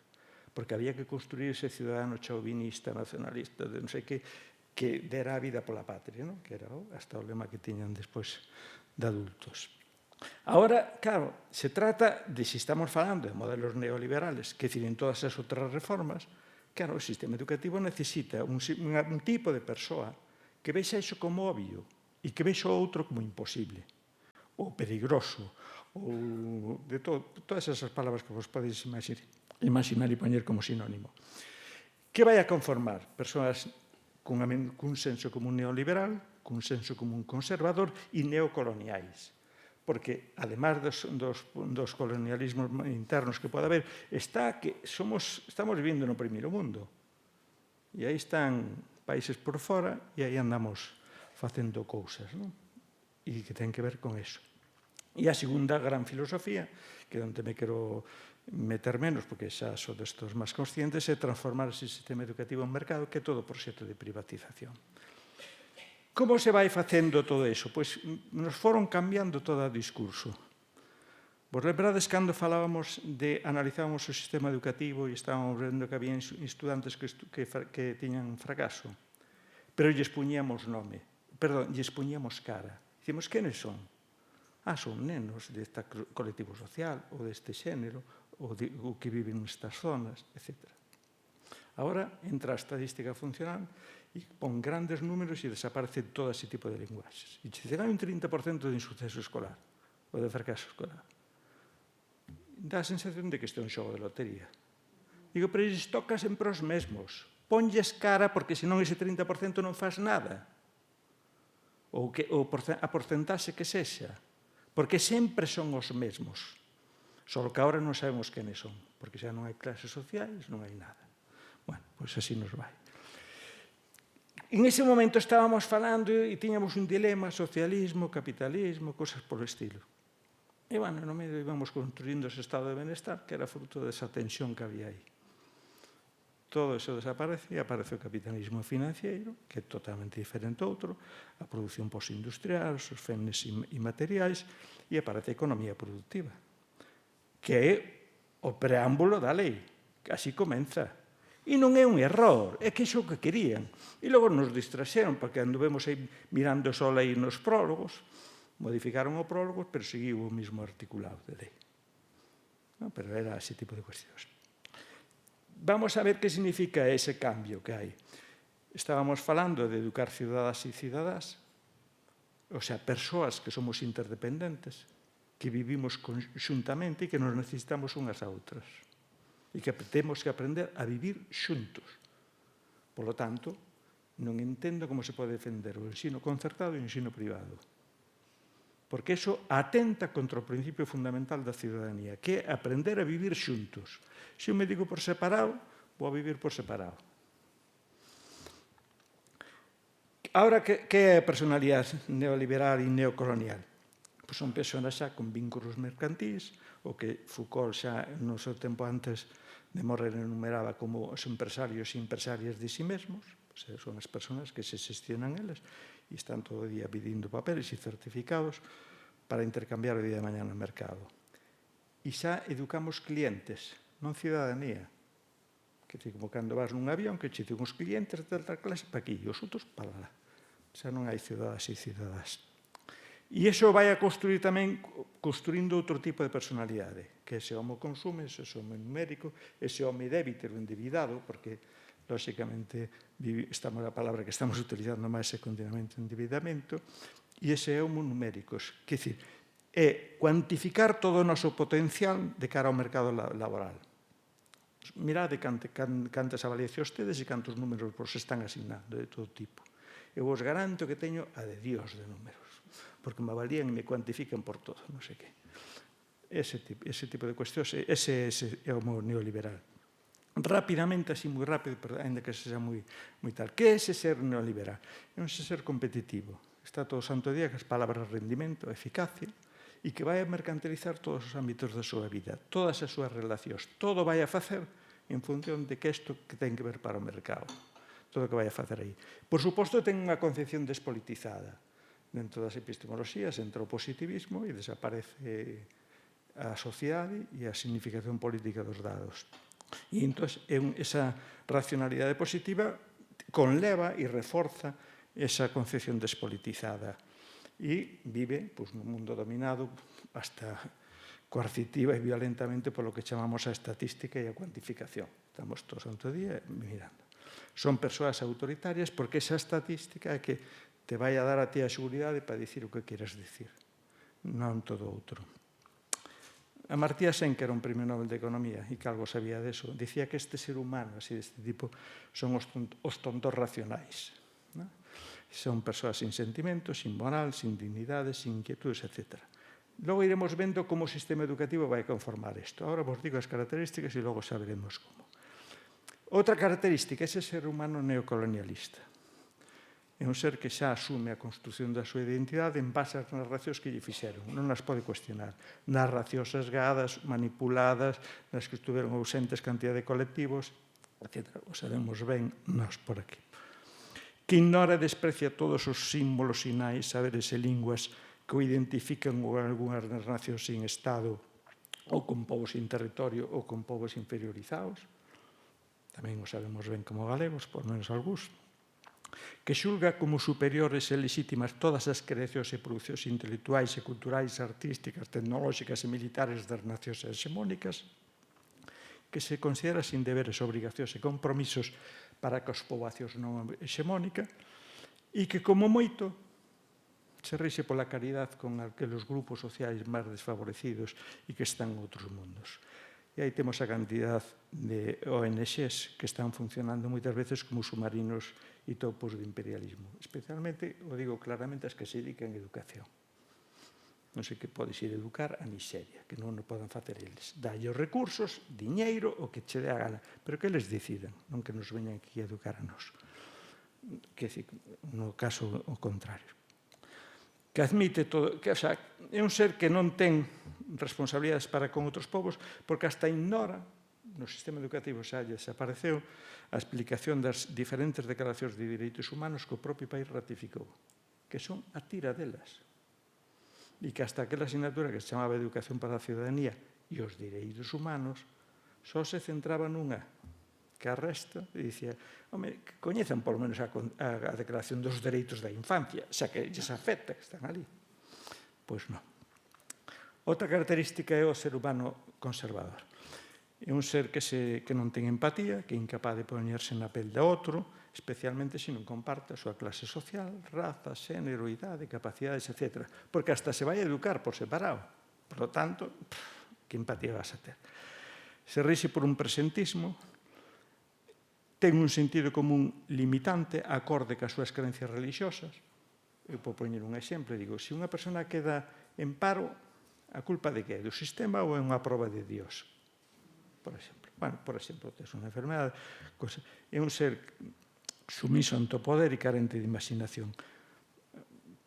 Thatcher, que foi a que acuñou ese famoso acróstico de Tina, pois dicía que non había alternativas. E por eso esa asignatura de religión pasou a ser obligatorio. E onte saliu outra vez outra noticia máis de outro Tribunal de Xusticia que aqueles sitios que querían recortar un número de horas e dixo nin podedes recortar un número de horas de religión. Por exemplo, xa hai 5 comunidades que prohibiron eso. Os tribunais de xusticia. E por eso se lle encargou ao Vaticano, porque é unha religión como podía dicir, home, tamén hai esas versións que se chaman a teoloxía da liberación. Non, o intérprete é a Conferencia Episcopal, o máis florido do conservadorismo ultra, que se move con valores, con resignación, obediencia, sacrificio, caridade, esforzo, etc., en vez de indignación, rebeldía, desobediencia, xusticia e cosas polo estilo. Co cual impide a educación reflexiva e crítica. E é un poder moi grande, porque ten a materia de religión e o profesorado, e todos os colexios privados e concertados, que parece la corte celestial. Empezades a enumerar nomes de colexios e xa non sabe un... Eu vos poñen aí algúns, porque estou alucinado da cantidad de nomes que teño, porque xa non me entran aí. E os colexios segregados por sexo, que son os dopos, os legionarios de Cristo, as Irmás da Compañía da Cruz, o Instituto Religioso de Discípulos de Jesús e María, o Movimento Apostólico Xos Está, etc. E as editoras de libros de texto, que é o que se nos esquece. Que a maioría das editoras de libros de texto pertenecen a órdenes religiosos. E só hai dos grupos, en teoría, laicos, que sería Santillana e Anaya. Pero como queren vender nos colexios religiosos, son máis religiosos que os propios religiosos. Obvio, senón non entras. Claro, e este tipo de material non o estamos analizando. Bueno, algús sí. Unha das obsesións miñas é analizar o que poñen dentro e cada día me horrorizo máis, pero igual. Como se vai a facer todo iso? Ademais dese control que xa che está dando aí por os materiales, polos decretos de contidos, porque claro, a lei sale e parece que xa acabou. Porque a movilización estaba no articulado da lei. E cando se publicou o Real Decreto dos Contidos Obrigatorios? Se é a bomba de reloxería máis importante que hai. E é que che vai a dicir todo o que tens que facer e o que che van a evaluar. Entón, como se vai a facer todo ese tipo de cuestións? Primeiro, hai que construir o discurso da crise, convencer a sociedade e o propio profesorado que temos un sistema educativo malo. E como van a facer? A través desas avaliacións. PISA é a organización fundamental en eso. Non tedes máis que mirar cada vez que sale unha cousa. E PISA analiza comprensión lectora, matemáticas, ciencias experimentales e educación financeira, que hai que reconocelo, non a puxo Rajoy, a puxo o señor Gabilondo, cando puxo as competencias, e quen firma que se avalía a educación financeira, non a educación económica, porque a mí me gustaría que houbera educación económica, pero quen firma a educación financeira foi Ángel Gabilondo, que eu me quedei asombrado cando vin aquelo, e non me quería. E que xa na anterior PISA se lle aplicou a España. Fomos dos 18 primeiros países do mundo que se nos aplicou eso. E logo, como se fai, ademais? Pois os controles de terceiro de primaria e de sexto de primaria miden o mismo que mide PISA, TIMSS e PINS. Se vos dades conta, só esas materias pasan a ser importantes, porque son esas as que che van a dicir que o teu centro é bon ou é malo. Porque ningunha das outras materias as avalía ninguén. E, polo tanto, menos horas. Porque, además, algunhas comunidades dicen vamos a incrementar un número de horas de matemática para mellorar o rendimento en matemáticas. E digo, e a quen lle quitades? Porque o número de horas e de días non aumentou. Que se recortan? As ciencias humanas, as ciencias sociais e as artes. As materias nas que te ensinan a descentrarte, donde aprendemos a pornos no punto de outro, donde aprendemos a situarnos na sociedade, donde aprendemos da experiencia de quenes nos precederon. E, por lo tanto, podemos ser optimistas e construir e ver que podemos ir cara a mellor. Si eso cho eliminan, pois algúns dicen que chegábamos ao fin da historia e outros chegan ao ser humano poshistórico. É certo, que se xa da historia non podemos aprender nada, bueno, podemos facer para os concursos de televisión, que onde se preguntan algunha desas preguntiñas, pero non entendes nada do que está pasando. Entón, iso que vai a construir ese tipo de censuras que está habendo nas materias, que son fortísimas, é enorme o que hai aí. E ao revés, o que se potencia o que se chama STEM, o chaman os americanos, pero que xa se ciencia, tecnoloxía, enxeñería e matemáticas. Porque estamos na cuarta revolución industrial e son esas palabras, esas profesións, esos traballos os que dan futuro para este tipo de sociedade. Son os que permiten construir o biocapitalismo e o tecnocapitalismo, que son áreas de coñecemento e especialidades que a mí me interesan e nos deben interesar a toda a ciudadanía. Pero eu quero que esa ciudadanía que traballa nesos campos teña unha boa formación humanística, unha boa formación social e unha boa formación en arte. Porque a partir de aí será capaz de decidir ao servicio de quen pon ese coñecemento. Porque, do contrario, é moi posible que estemos facendo barbaridades. Pois o que mesmo que lle pasou a Einstein cando chegaron a bomba atómica e logo se deron conta do que pasaba. Pois eso hai que facelo antes, non? É dicir, o que che vai axudar que eso que é tan importante para a sociedade se poña ao servicio de toda a populación para a mellora da calidade de vida de todas as persoas e non só de que non poda pagar, vai ser esa outra formación. E cuidado, que para o resto está toda a formación de precariado. E aí está a formación, o AFP básica, as facilidades que dan para vos acordades de educación inclusiva, entrar e permanecer, pois para sair. ¿No? E aí está todo ese tipo de que significa. E a prova ten como todo isto, además, o amarran moi ben, porque o Ministerio se agarrou o control de todo, dos contidos, de as comunidades autónomas lles deixan, pero auténticas, vamos, nada, faragullas para que podan facer. Todo o resto pon el. Porque nunca tivemos un decreto de contidos tan controlador, que che dicen contidos, competencias, estándares de rendimento. O sea, dan 6 tipos de medida que tú dices, Dios mío, como a algún inspector se lle ocurra que isto se cumpla. Bueno, horrible, non podes facer nada. Bueno, é o negocio para que volven a entrar as editoras de libros de texto. Logo tes a alta inspección do Estado, os institutos nacionais de evaluación educativa, que non fan nada máis que ir a máis. E as axencias de avaliación das comunidades autónomas. Está todo o mundo avaliando eso. Con eso remato. Que quere dicir? O controle dos conteúdos culturais significa condicionar os problemas e as respostas que nos plantexamos. Limitar as nosas capacidades de analizar, pensar e decidir a dirección da sociedade e facilitan a manipulación e instrumentación do coñecemento, etc. E logo está a religión para construir a cultura da resignación e do medo. Temos que diferenciar o que son escolas e clubes.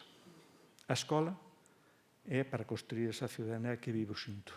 Os clubs son para que se xunten aqueles que lles gusta alguna cosa en particular.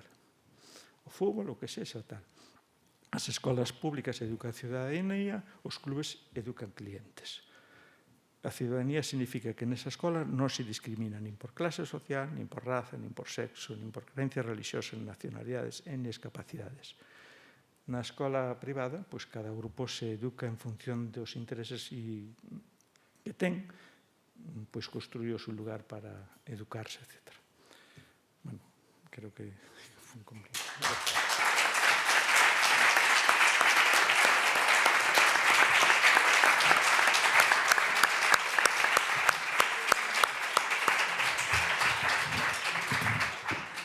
Moitas grazas. Abrimos o tempo do coloquio, o tempo do debate, da intervención pola vosa banda. Como levamos facendo ao longo das xornadas, hai dúas maneiras de intervir. Unha é que presentedes as reflexións ou as preguntas por escrito, e outra é levantando a man, pedindo a palabra, e eu irei na concedendo.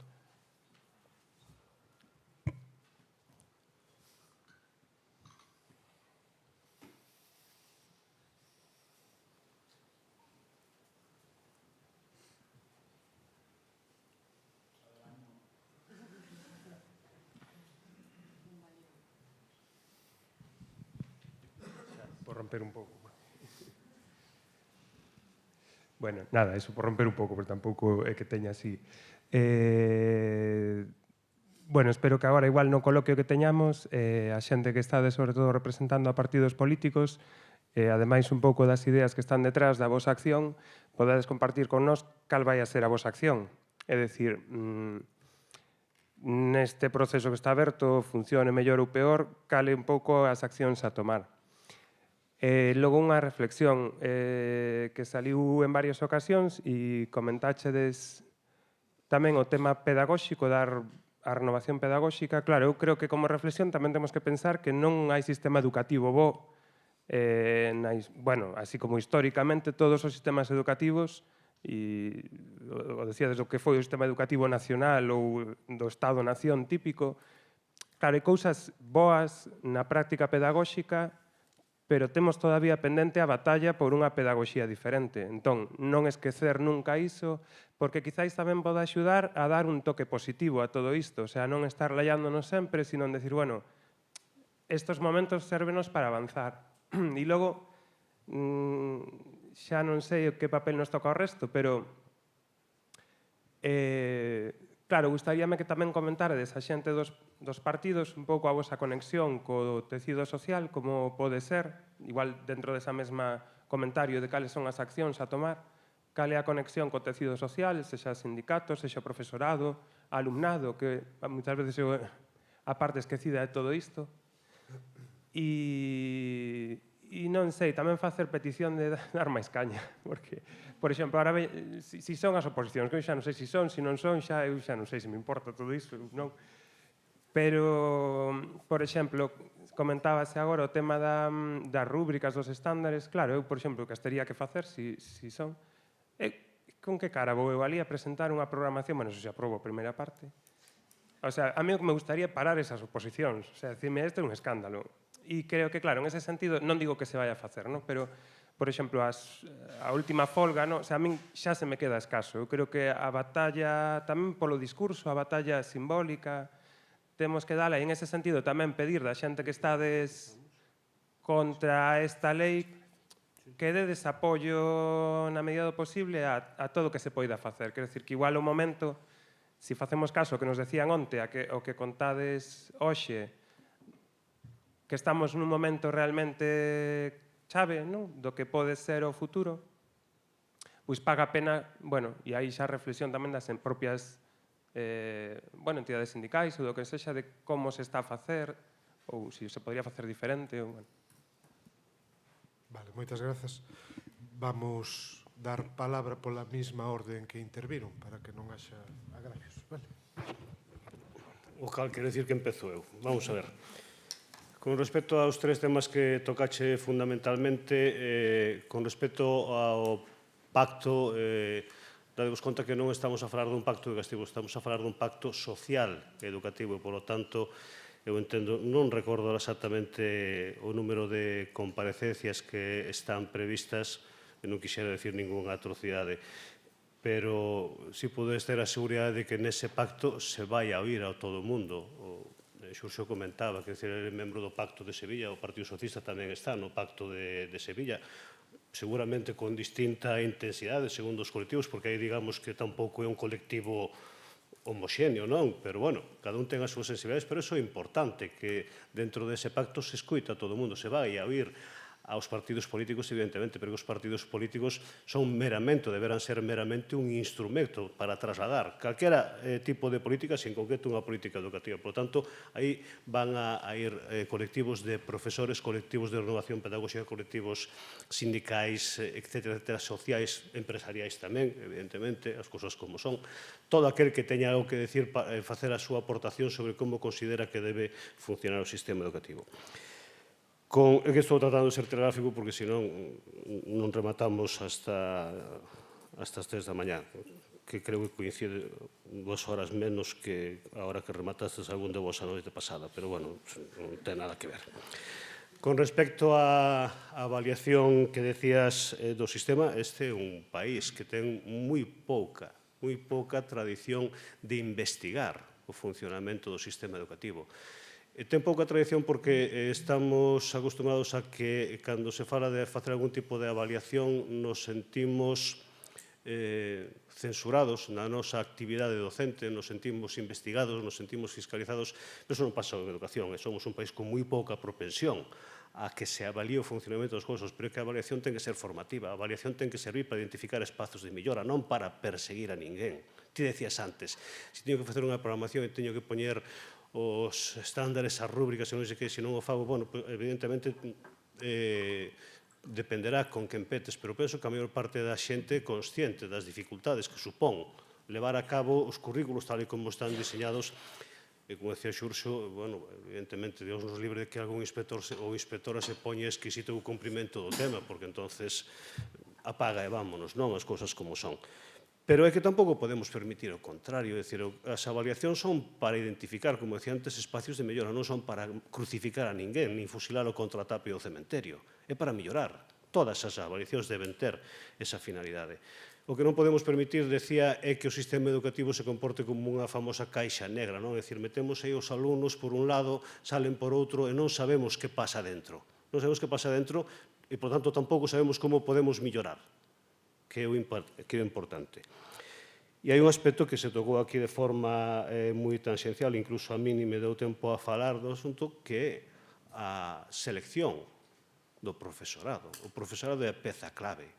E non o digo porque este diante dun colectivo de profesores, nin porque eu tamén pertenzo a un colectivo docente. É que non vai a funcionar ningún sistema sin ter os millores profesionais impartindo clases, por simplificar o término, igual que non vai haber un bon sistema sanitario se non temos un persoal médico cualificado, nin vai haber un bon sistema de transporte público se non temos a xente que conduz os autobuses debidamente cualificados. Por lo tanto, haberá que poñerse en serio en algún momento en este país en ver como seleccionamos os millores para que sexan profesoras e profesores do sistema, e eu tamén estou convencido de que o famoso sistema de acceso e ingreso á función pública docente, vulgo oposicións, son un sistema, en primeiro lugar, meramente de inicio e francamente mellorable, porque o problema empeza despois, desde que superas a oposición para dar clase e convertirte nun bon profesor. Evidentemente, o sistema de acceso pode garantizar que sabes moitas matemáticas, que eres capaz de facer unha programación fantástica ou de reproducir unha programación fantástica que alguén che fixo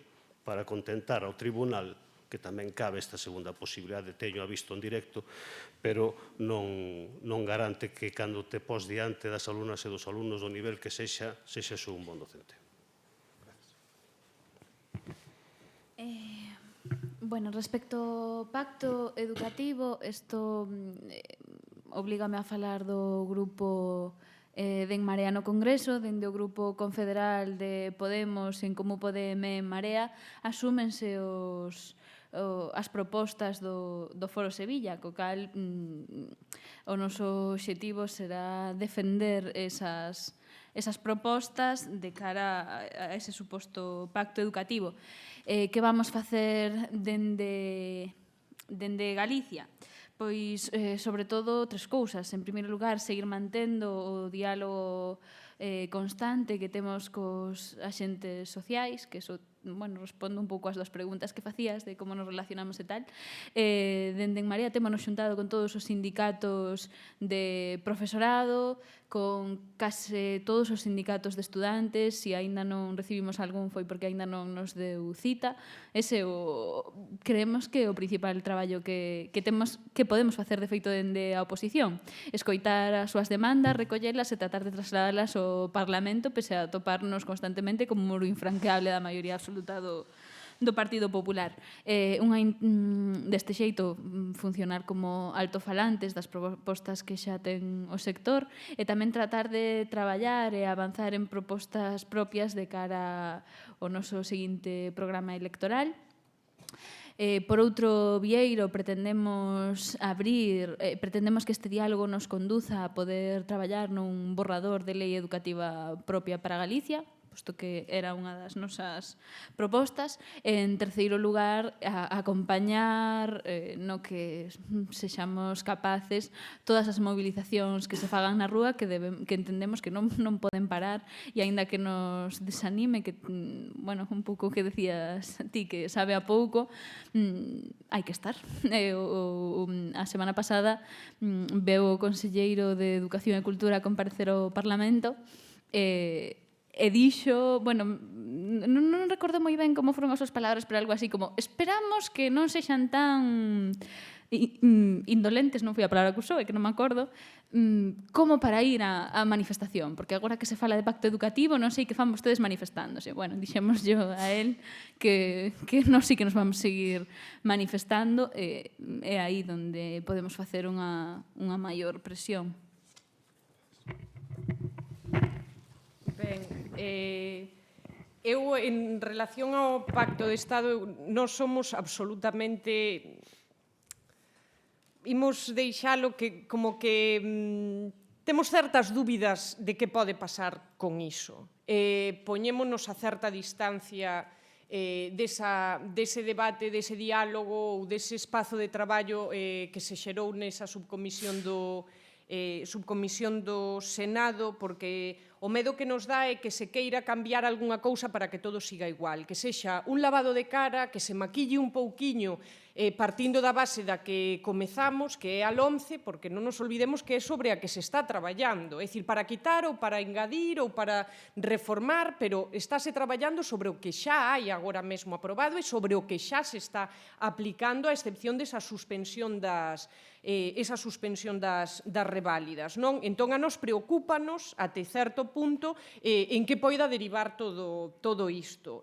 Non sei que vamos facer. A noso electorado puxonos nunha posición que todas coñecedes. Nos non temos nin voz nin voto nesa subcomisión e non vamos ser escoitadas nin como organización política nin como parte representativa tamén deste país, non?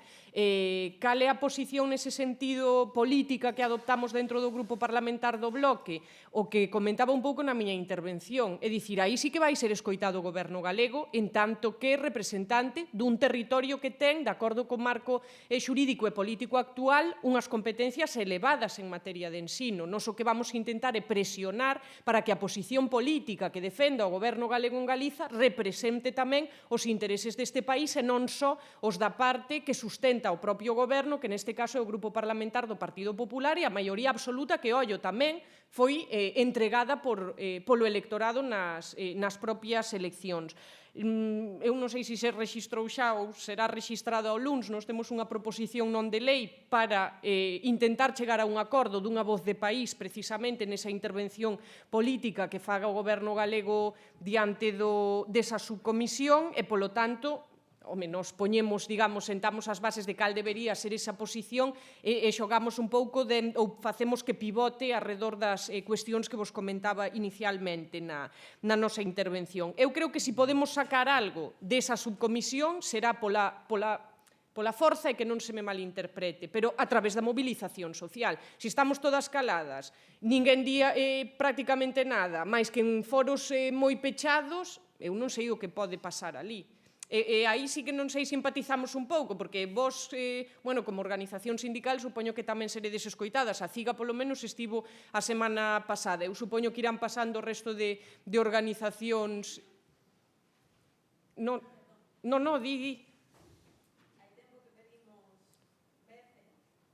Na subcomisión do Senado. Ai, a nós... Vale, non, eu estaba falando da subcomisión do Senado, das organizacións sindicais que van ser escoitadas no marco da subcomisión do Senado polo Pacto de Estado. En ese sentido, entendo que vos, como Estega, quero dicir, tamén seredes escoitados dentro desa subcomisión e, polo tanto, a mobilización social tamén poderá provocar algún tipo de cambio ou de debate no marco desa subcomisión. A respeito da renovación pedagóxica, eu nin son pedagoga nin son mestra.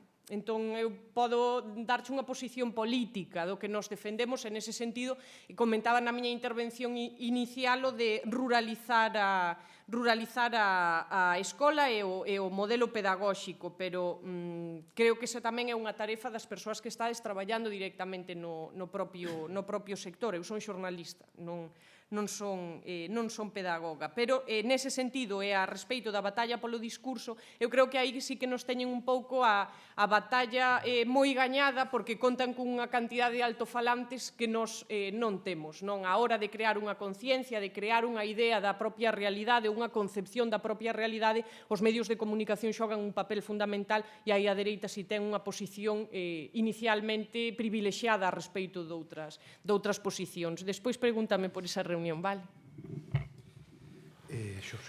Só un matiz. Quer dizer, o Foro de Sevilla fixo o primeiro borrador no ano 2013. O último o que xa está en este momento a debate público é de decembro de 2016. Durante 3 anos hubo cantidad de colectivos discutindo e modificando e se modificou moitísimo eso.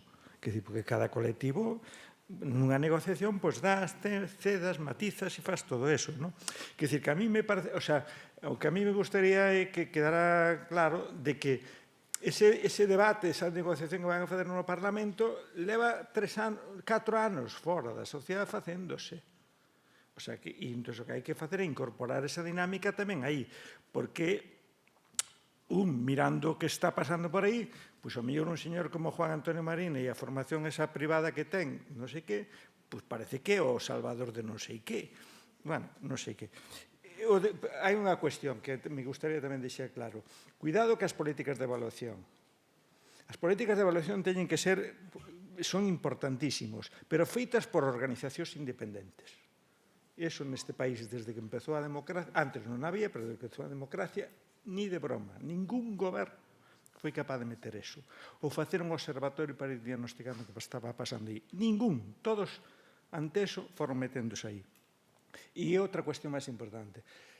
A mí me parece que, ademais de eso, que pode ser importante, a mí me preocupa moito máis a política de actualización do profesorado, de axudar a actualizar ese profesorado que está en exercicio. Mira, hubo unha idea maravillosa que cando naceu, que se chamaban os centros de profesores, que os meses, un par de meses depois da súa creación, os propios que a crearon a desvirtuaron, que era unha institución que xa viña de outros países, non era unha novedade aquí. Pero é a política de que a administración e os gobernos nunca se fían do profesorado. E empezan unha política dicindo, hai que ter cuidado, e meten controles e tal, e foi o que pasou co Cefocos e CEPS e todo ese tipo de institucións. O que era a súa orixe, a súa finalidade e o seu sentido, os propios gobernos o botaron abaixo por unha política de non confianza nese profesorado. E cuidado cos tópicos, porque estou farto de escutar últimamente, parece que a xente está toda amnésica, de que hai que pasar dunha escola memorística a unha escola de aprendizaxe. Por favor, revisade desde 1900 hasta agora a cantidad de experiencias que hai. E para coller só os anos de democracia, collede revistas como Cuadernos de Pedagogía, GUIS, as revistas do ensino, todos esos, e veredes como mes a mes hai cantidad de innovacións educativas que se están facendo na escola. E que pasa? Que a xente xa olvidou todo eso. Que hai un grupo que sigue facendo eso outro, de acordo, pero que temos que non perder a memoria e non vamos a arrancar de cero. Porque en algunhas desas experiencias se está redescubrindo a roda. Por exemplo, o sinto, pero hai cousas que aún se cabrean porque, además, como me dedico a eso, pois teño máis datos e entón me cabreo máis. Ben, pasan unha notiña de 5 cuestións que coloco na mesa. A primeira é, legalmente pódese derrogar a LOMCE? A segunda é, en Europa non teñen nada que dicir no tema da segregación de alumnado por razón de sexo. A terceira di, podedes aclarar as cifras que escoitei. 27 millóns de euros, prezo do profesorado de religión, enténdese a nivel galego. 24 millóns de euros, o 7% do PIB, o financiamento desexado para a educación en Galiza. A cuarta vai dirixida a representante do BNG e di o Bloque agora defende preescolar na casa. No tripartito tivo esa mesma posición? Tripartito. Sí, leo literal. Tripartito, sí. Quinta, poñen a Finlandia, supose como exemplo, e ali os centros educativos controlan o 90% do currículo. Intentei apuntar, pero non he escrito tan rápido. A ver, por orden, pódese derogar legalmente a LOMCE? Non. Evidentemente, o dixen antes, creo que dixen na miña primeira intervención. É dicir, non podemos dicir, nos quedamos sin lei educativa, nos quedamos sin sistema educativo. Haberá que facer unha voladura controlada. Quer dicir que haberá que ir dando pasos. O primeiro deuse este curso, coa paralización desas famosas reválidas, como sabemos todos, e despois é certo que se están dando currículos LOMCE, é certo que os sistemas de promoción, os sistemas de repetición, os sistemas de tránsito alternativos, léase PEMAR, etc., formación profesional básica, son LOMCE, pero hasta que teñamos un sistema distinto é o que temos que aplicar e non hai outra alternativa. Dice, sin Europa non teñen nada que decir sobre o tema da segregación. Isto é unha cuestión extraordinariamente pintoresca, porque aquí hai unha lei, hai o propio decreto de admisión do alumnado que coñecedes, que impide que se poida segregar. Estou a falar, evidentemente, de centros públicos e privados concertados. Os privados, como se poñen un límite de estatura. Vale. Mentre se teñan o currículum oficial e o resto da normativa, poden facer o sistema de acceso que irán. Pero que o noso decreto, o decreto da Xunta de Galicia, pon que non se poden segregar os alunos por sexo, nin por outras condicións. Estamos a falar deste tipo de segregación, non? Sin embargo, a Xunta de Galicia, o Partido Popular non ten o máis mínimo problema en renovar o concerto a ese tipo de centros. Ainda debatimos sobre este asunto, creo que fai un mes ou algo así, no Parlamento, e tanto estén. Evidentemente non hai capacidade de intervención máis alá do ámbito xurisdiccional, quero dicir, dos tribunais de xusticia sobre este asunto. A nivel político tanto lles dá. E tanto xa o dixo antes Olaya, hai que recoñecer que os diputados que teñen son porque tiveron ese número de votos. As cousas como son. Quero dicir, a cada un nos puxeron no noso sitio, como nos recordan, por certo, tamén permanentemente. Non? Vale, moi ben. E teñen razón. E teñen razón nese sentido. Ahora, ali cando se leva unha proposición non de lei, e levamos bastantes no ámbito de educación, se non están de acordo, levantan 41, bueno, danlle 41 botonciños, ves aquilo en vermello, e dices, pois moi ben, xa acabouse o debate. Xa non é nada máis que decir dentro dese asunto. Eu, con respecto á terceira pregunta, penso que Olaya sí que é certo que se trabucou, evidentemente, de forma inintencionada no tema do PIB galego, o do 7%, é un límite ao que debemos tender. Falábamos, e creo que neso hasta coincidimos, nesa cifra de ese desideratum de chegar a 7% do PIB. A min tanto me ten non. Tería que analizar as cifras para ver se o 7% estatal traducido no sistema de financiamento autonómico da Galicia é superior ou non ao 7% do PIB galego. Quedome coa cifra que dea máis, pero non teño o cálculo feito, e, polo tanto, pero sae desa cantidade. O que tamén estamos de acordo en que ten que haber un mínimo que non se baixe, tamén os puxemos, creo que todos, un acordo de financiación, de aquí non se baixe a goberne quen goberne, non? E despois, dice, en Finlandia, os centros educativos controlan o 90% do currículo. Bueno,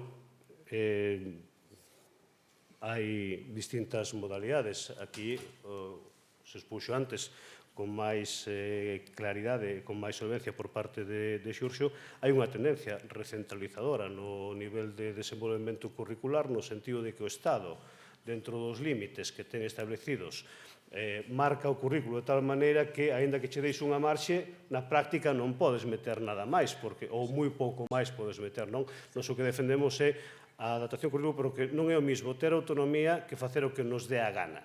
A autonomía exixe responsabilidade por parte de quen a demanda. Non quero autonomía para convertirme nun salvaxe, non. Quero autonomía para adecuar o currículum ao contexto que teño no centro, non? En ese sentido, claro que un sistema educativo se convirte máis exitoso na medida en que é capaz de adaptar o currículo ao contexto que ten. Respecto á primeira pregunta, eu discrepo de Luís. Pódese derogar a LOMCE, pódese volver á lei anterior, é o que propoñemos dende En Marea, que se derrogue de xeito inmediato para que, mentas non sexamos quen de ter unha nova lei, que obviamente vai requerir tempo, podamos estar aplicando a lei anterior. Esa é a nosa proposta. A segunda pregunta, respecto a que se pode facer Europa algo respecto á segregación, é que temos un problema moi grave, porque si, como comentou antes Olaya, xa se pronunciaran aquí os tribunais ao respecto, pero quedou invalidado no momento en que a LOMCE admite esta posibilidade dicindo que a segregación por sexo non é discriminación. Entón, mentras este a LOMCE en vigor, vai ser moi complicado. E como comentaba Luís, non parece que o Partido Popular queira mover o máis mínimo a súa postura ao respecto, xa que eles insisten en que as aulas segregadas en ningún caso é unha cuestión de discriminación e que temos nos unha obsesión moi tonta con este asunto. O terceiro punto, o das cifras, bueno, xa o aclarou Luís, son 27 millóns e medio, creo que é algo máis dos 27 millóns o que nos costa o ano os profesores de religión, que, digo, hai datos que está ben ver en perspectiva, non? Son tres veces máis que o que a Xunta de Galicia destina a bolsas universitarias. Xa todos sabemos que as bolsas universitarias son unha competencia estatal, pero non é menos certo que a Xunta de Galicia dá bolsas para casos de especial necesidade, digámoslo así. Bueno, pois 3 veces máis nos gastamos en profes de religión que nesto. Que eu creo que as comparacións están ben porque axuda a ver o que é cada cousa.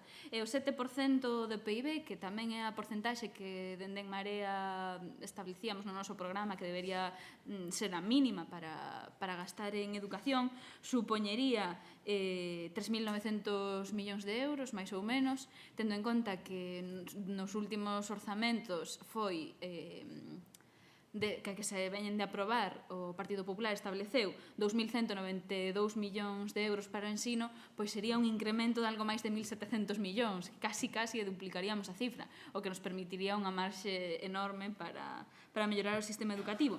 Respecto á pregunta da autonomía dos centros educativos, pois aí coincidimos totalmente coa postura do Partido Socialista. Xa comentaba antes na miña intervención. Nos pensamos que é necesario que os centros educativos teñan unha maior autonomía porque eso permítenos tanto adaptarnos á realidade socioeconómica de cada lugar, que creemos que é importante, como tamén fomentar esas innovacións pedagóxicas e non un currículum e unhas metodoloxías uniformadoras en todo o país.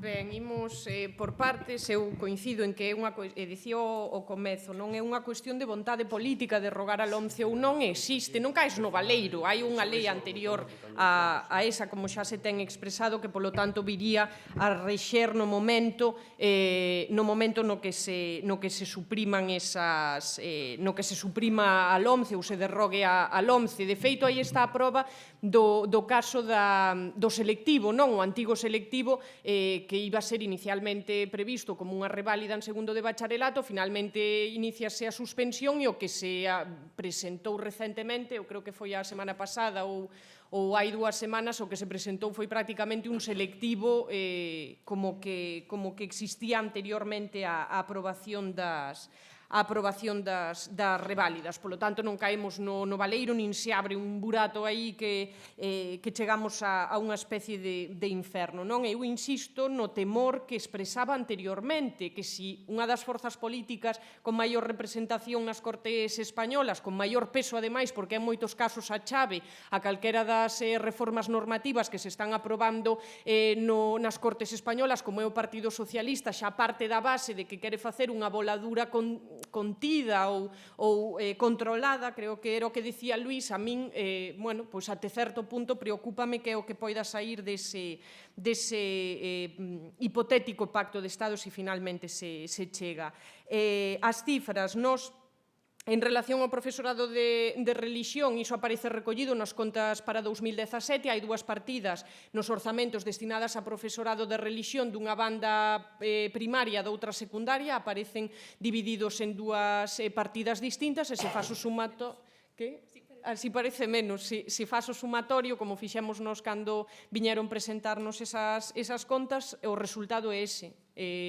Poderíamos comparalo con canto se dedica a Dirección Xeral de Patrimonio, por exemplo, dentro da propia Consellería de Educación, Cultura e Ordenación Universitaria, que é a metade, 12 millóns, do que se destina a financiar o profesorado de religión. Por exemplo, unha que me ven agora así á memoria.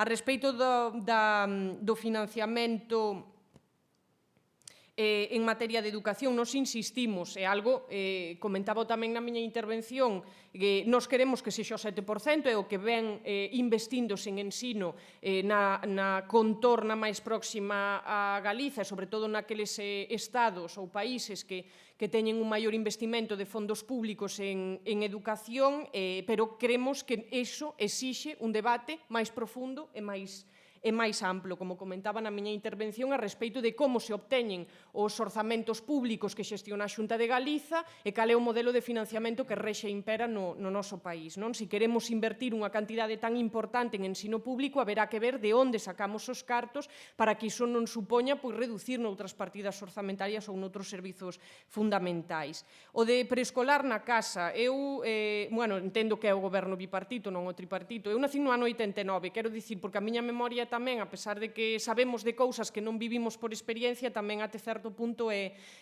limitada. Nos no goberno bipartito, e eu non teño ningún inconveniente en abrir o debate a respeito da xestión que fixo o BNG das súas áreas ou da pegada que deixou aquel goberno na Galiza ou da posición que mantivo o BNG en moitas cuestións moi conflitivas. Ningún problema, se queredes, que abramos ese debate. Nós non tiñamos competencias en educación. De feito, cando se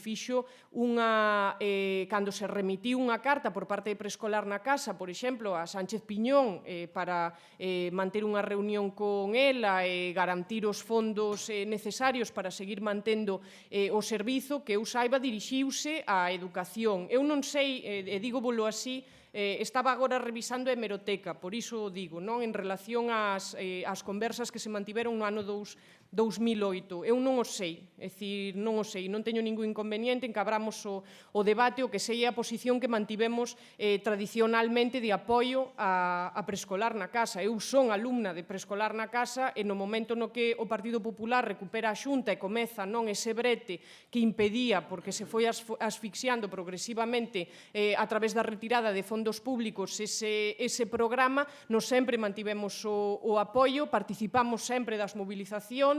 Eu creo que o diálogo e a interlocución a respeito do grupo parlamentar anterior e das persoas que levaban a área de educación por parte do BNG no Parlamento galego con anterioridade sempre foi boa, pero xa digo que non teño ningún problema en que abramos o melón da mala pegada.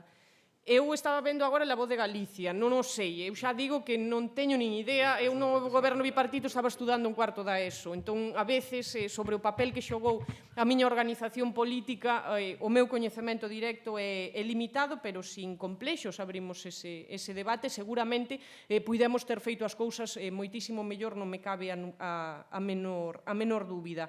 En último punto era a respeito de Finlandia e que os centros educativos controlan o 50% do currículo. Eu quédome un pouco coa idea que se lanzaba por parte de Xurxo na súa intervención. É necesario planificar dunha maneira integral o ensino. Eu creo que o máis acaído é que sexan quizáis unha planificación máis ampla a que quede en mans do colectivo e non de cada centro que o 50%, pero non o sei, habería que valoralo, non coñezo tampouco polo miúdo cal é a experiencia que se desenvolve en Finlandia. Sería máis interesante, eu sei que é máis fácil facer as preguntas, pero ás veces resulta un pouco máis complexo poder dar certos debates simplemente cunha pregunta así formulada. Queríache facer un... Non, a ela non, ao contrario. A persoa que fixo esa pregunta porque o Bloque Nacionalista Galego durante o bipartito non cuestionou en ningún momento o funcionamento do programa Preescolar na Casa, todo o contrario, era un programa que prestaba un servizo esencial dentro do ámbito rural e algunhas veces non tan rural. Seguramente, digo, na miña interpretación a pregunta ven porque efectivamente en algún momento houve un conflicto entre as galescolas que solapaban esa etapa, digamos, de 0 a 3 con Preescolar na Casa, pero porque incidían sobre o mismo colectivo de alumnos, non porque o Bloque cuestionase a política de Preescolar na Casa. Eu sei que non hai que revisar ningún tipo de actuación nese sentido. Eu só quería darvos un pequena datos sobre o que significa a segregación.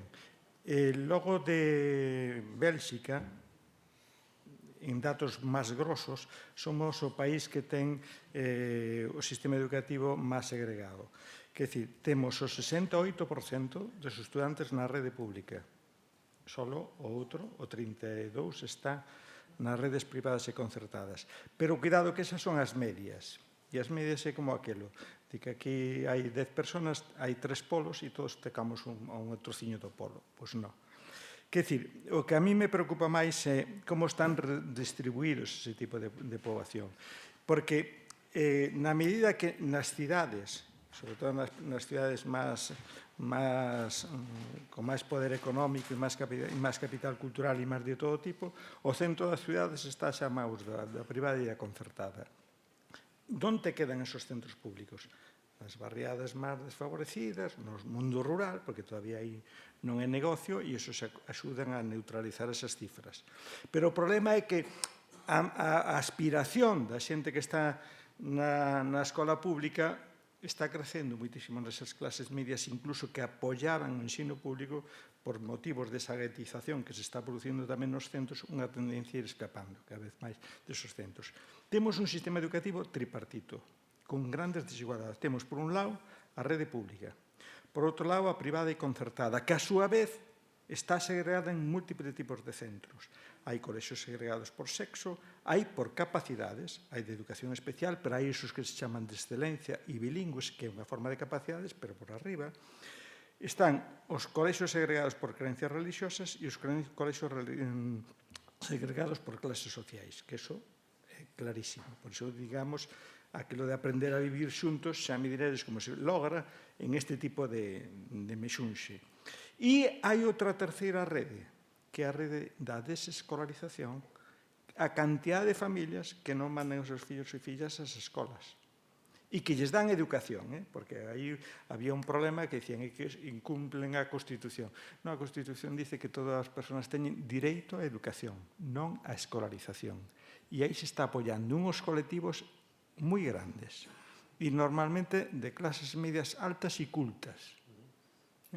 Entón, claro, me parece que hai que ser conscientes de cal é a función do sistema educativo e de como eso repercute logo nese modelo de cidadanía. Como vamos a aprender a vivir xuntos con todo ese batiburrillo de centros que lles permiten facer o que lles dá gana. Entón, esa a mí é unha das preocupacións que máis me chama a atención e que creo que temos que facerlle fronte. E que ten que ver eso con modelo de sociedade. Aí temos que plantexar o que é modelo de sociedade. Entón, eu, nese pacto educativo, eu diría, a pelota vai a estar na mão do PSOE e, claro, non é porque eu teño aquí, o sinto, pero todos o sabemos. Que, decir, PP e Cidadáns teñen claro cal é o modelo de sociedade. Por lo tanto, teñen claro tamén cal é o modelo de sistema educativo. Ni se lles ocurre plantexar o tema dos concertos. O PSOE aí ten posturas históricas, empezou moi ben, eu me lembro cando chegaron ao goberno, porque entre outras cosas en ese momento algo colaborei ali, pero vin tamén como inmediatamente as manifestacións dos obispos e monxas e cousas por estilo, pois os foron asustando. Sí, eu estaba no ministerio, porque garanto que sei o que estaba pasando. O sea que, pero bueno. Quedan 5 minutos, entón temos tempo para unha última intervención. Bueno, teño eu o micro. Eu escoitei falar de segregación, pero escoitei tamén falar de que, bueno, que os privados o que pague, que faga o que lle dé a gana. A min isto resultame sorprendente, non, como educadora. É dicir, ese discurso de que se ti pagas, podes educar o teu fillo nun ambiente que segregue. Ese discurso de que ti se pagas, non? E hai varias persoas que o acaban de defender aquí antes. Si pagas, podes conseguir o que queiras, discurso marcadamente capitalista, pero o capitalismo máis extremo. Entón, a mí me gustaría que con claridade, por favor, e moi brevemente, os representantes dos partidos e as representantes dos partidos que estades aquí, que vos manifestedes con claridade si defendedes unha ensinanza totalmente pública ou si defendedes que sigue existindo unha ensinanza privada e concertada. Grazas.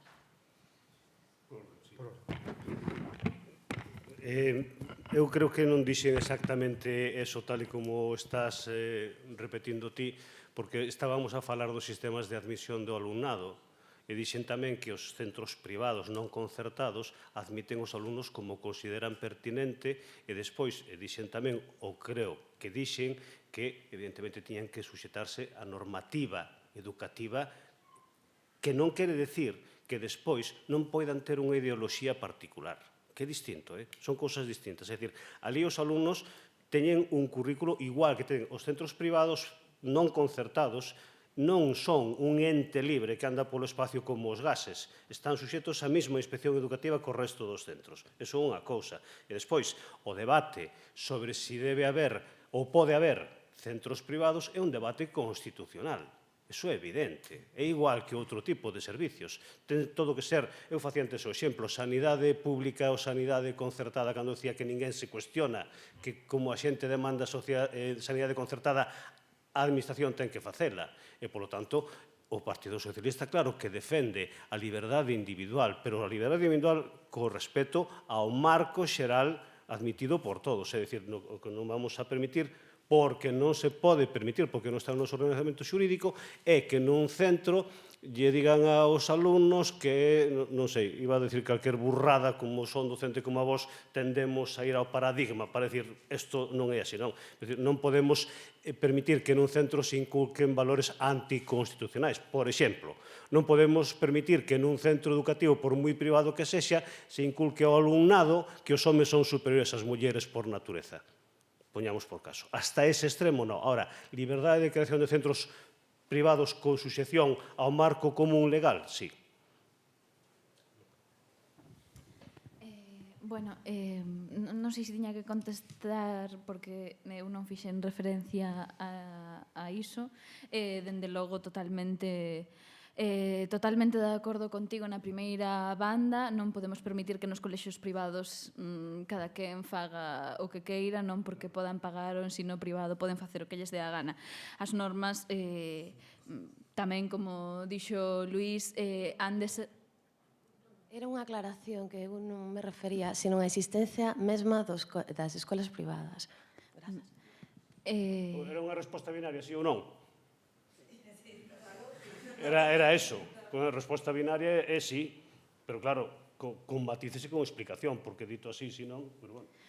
Para nós é un debate de tempos. O sea, a verdad, sería moi doado decir aquí, porque como ideolóxicamente estou totalmente de acordo contigo, a miña organización está totalmente de acordo en que o ensino ten que ser un servicio público e gratuito para todos, sería fácil que me sentara e dixera, sí, centros privados, pechámolos todos mañá. Agora, isto non podemos facelo, e a verdade é que os problemas enormes que temos na concertada sería dar un salto inviable e que o noso entender pouco lóxico. Neste momento, o noso compromiso ineludible ten que ser con que con diñeiro público non se financian centros privados. Isto xa vai requerir moitísimo tempo, porque non é algo que poidamos facer no breve tempo. Unha vez teñamos solventado eso, creo que sería o momento de debatir a posibilidade de que haxa centros privados.